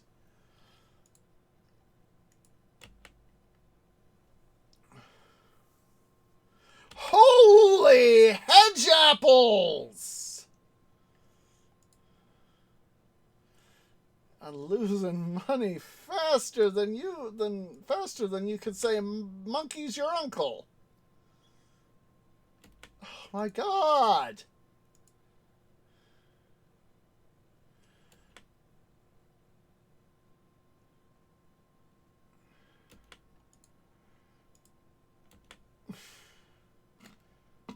Trying to make money left, right, and center, but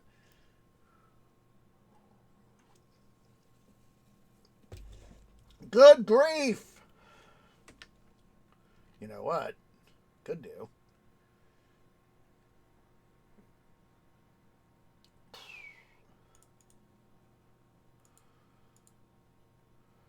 Sure, we'll do that. Make this our last thing.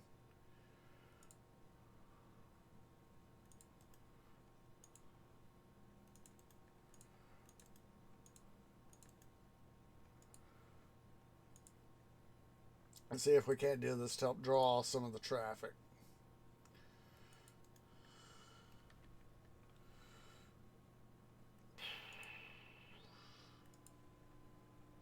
We need to paint more industrial stuff.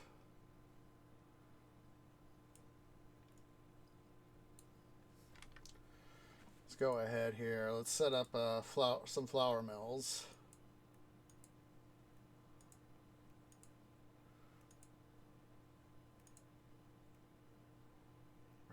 Did I?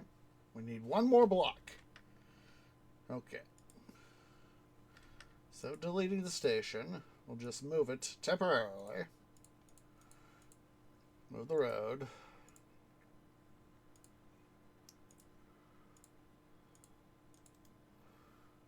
Spend that part out.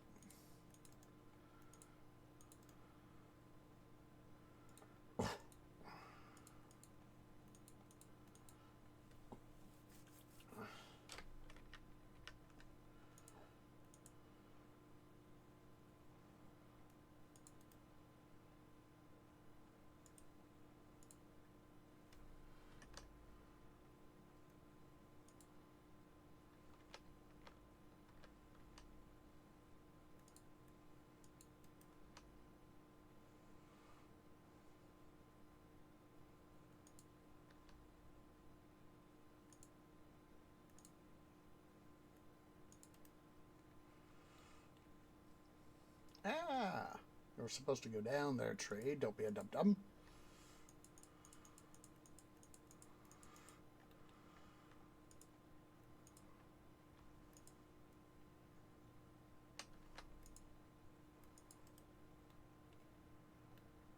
Come on.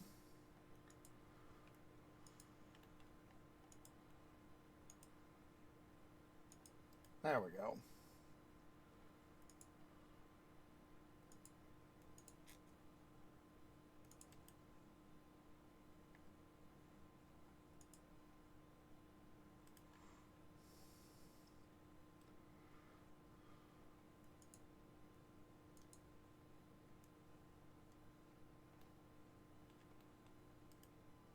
Yep, we just upgraded.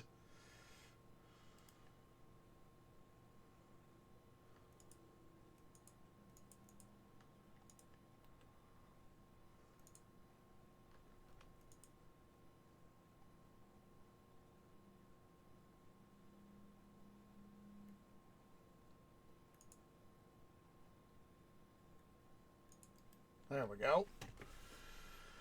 So now, hopefully, we can have some of this traffic detour here to this newest freight depot.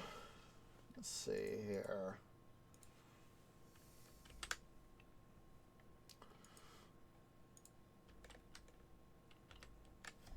Number 2, not ampersand.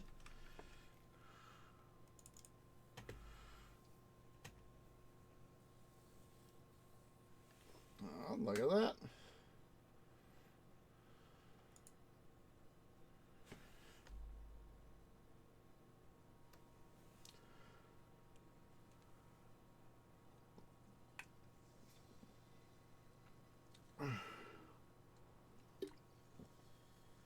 Come on, go higher. There we go.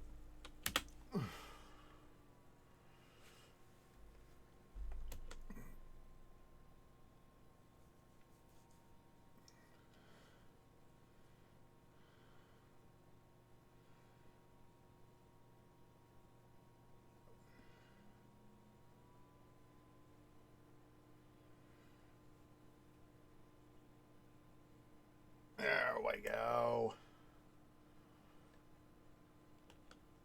Sell it. We can finally make some money. There we go. Look at that. It is literally, stuff is literally starting to sell.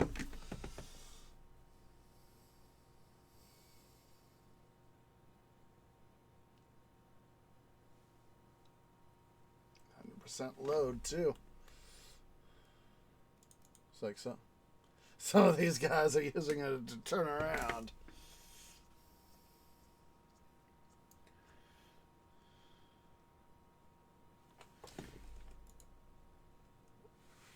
$53% load.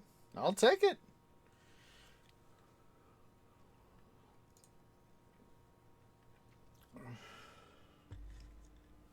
Let's see here. I know we said we'd end. Can I? Oh, just barely. And then, oh, look at that. Look at this. Further enhance our city's industrial. What the?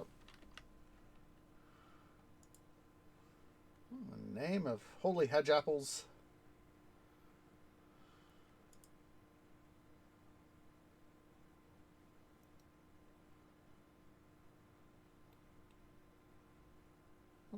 frick?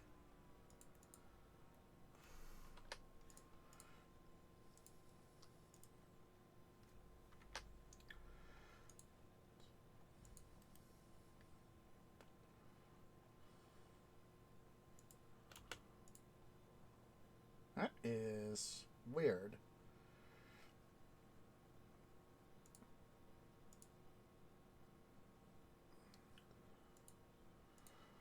Well, we'll just put two of these guys right here.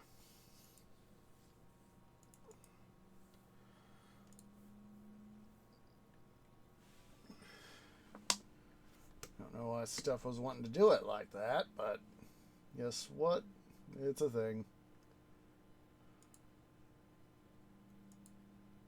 Yay! 100% load.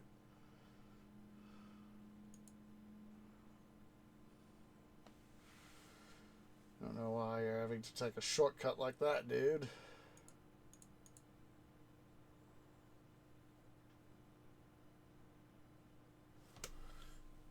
Look at that. They decided to go from that terminal to this one to only pick up some more stuff and go shitty around.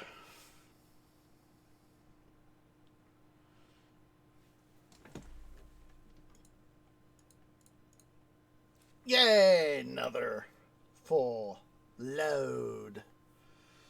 That is stuff I love seeing.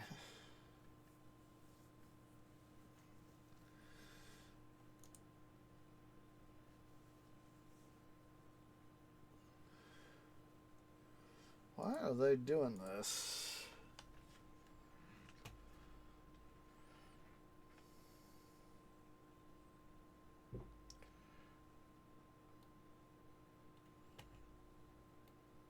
Like they should be going this way.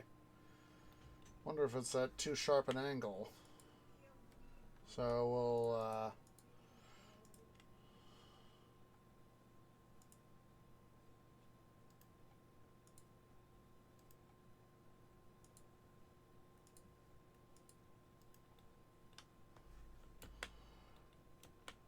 let's see here. Maybe it's too steep.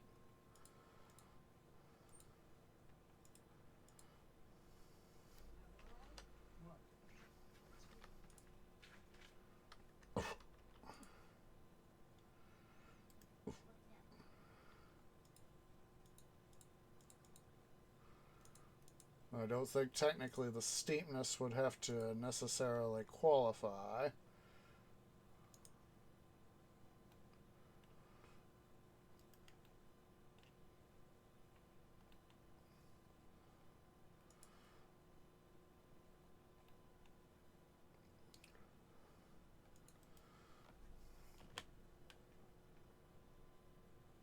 Let's see what this guy does. He's coming through. He's stopping. Good. Oh, good. Look at that. They're now using that guy properly. So, huzzah!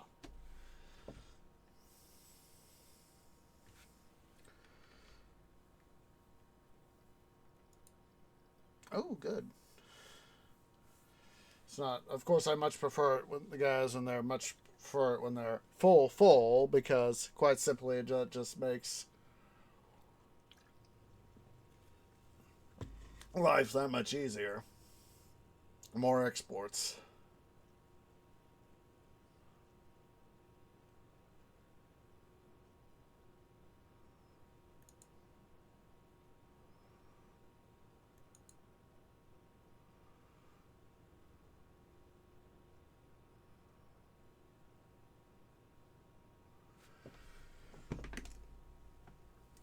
I believe I've said this. How full is this guy? Oh, good. All right, let's go ahead here. We're gonna wait before we do that. City stats. So population still come up.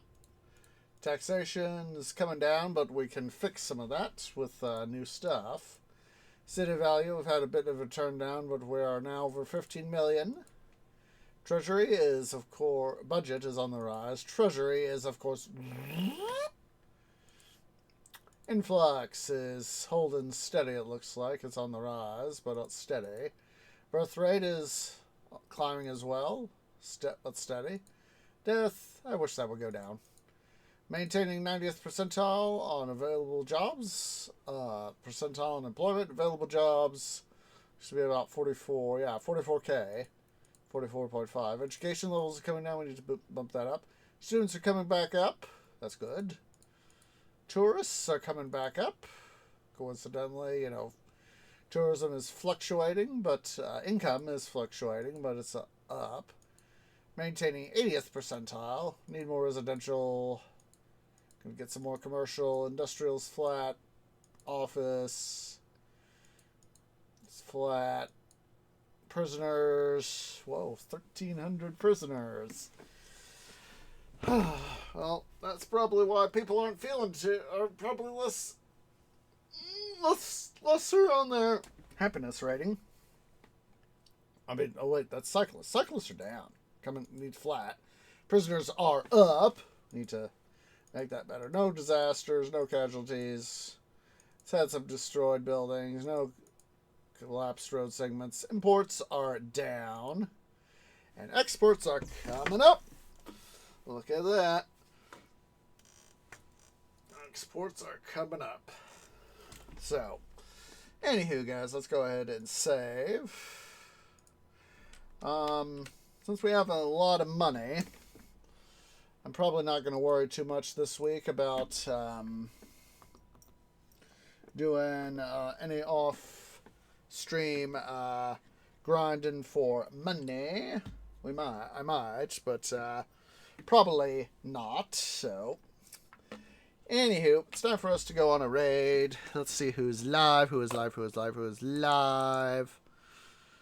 So yeah, if you're watching here on Twitch at twitch.tv/OsageOrange, please remember to hit that follow button. If you are watching over on the YouTubes, over at youtube.com/OsageOrangeGaming, please remember to leave a like, hit that subscribe button, and make sure to hit that bell icon for notifications. It really does help.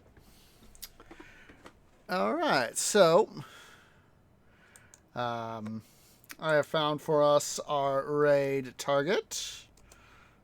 Oops. As soon as I can type right. Ah! Mistyping again.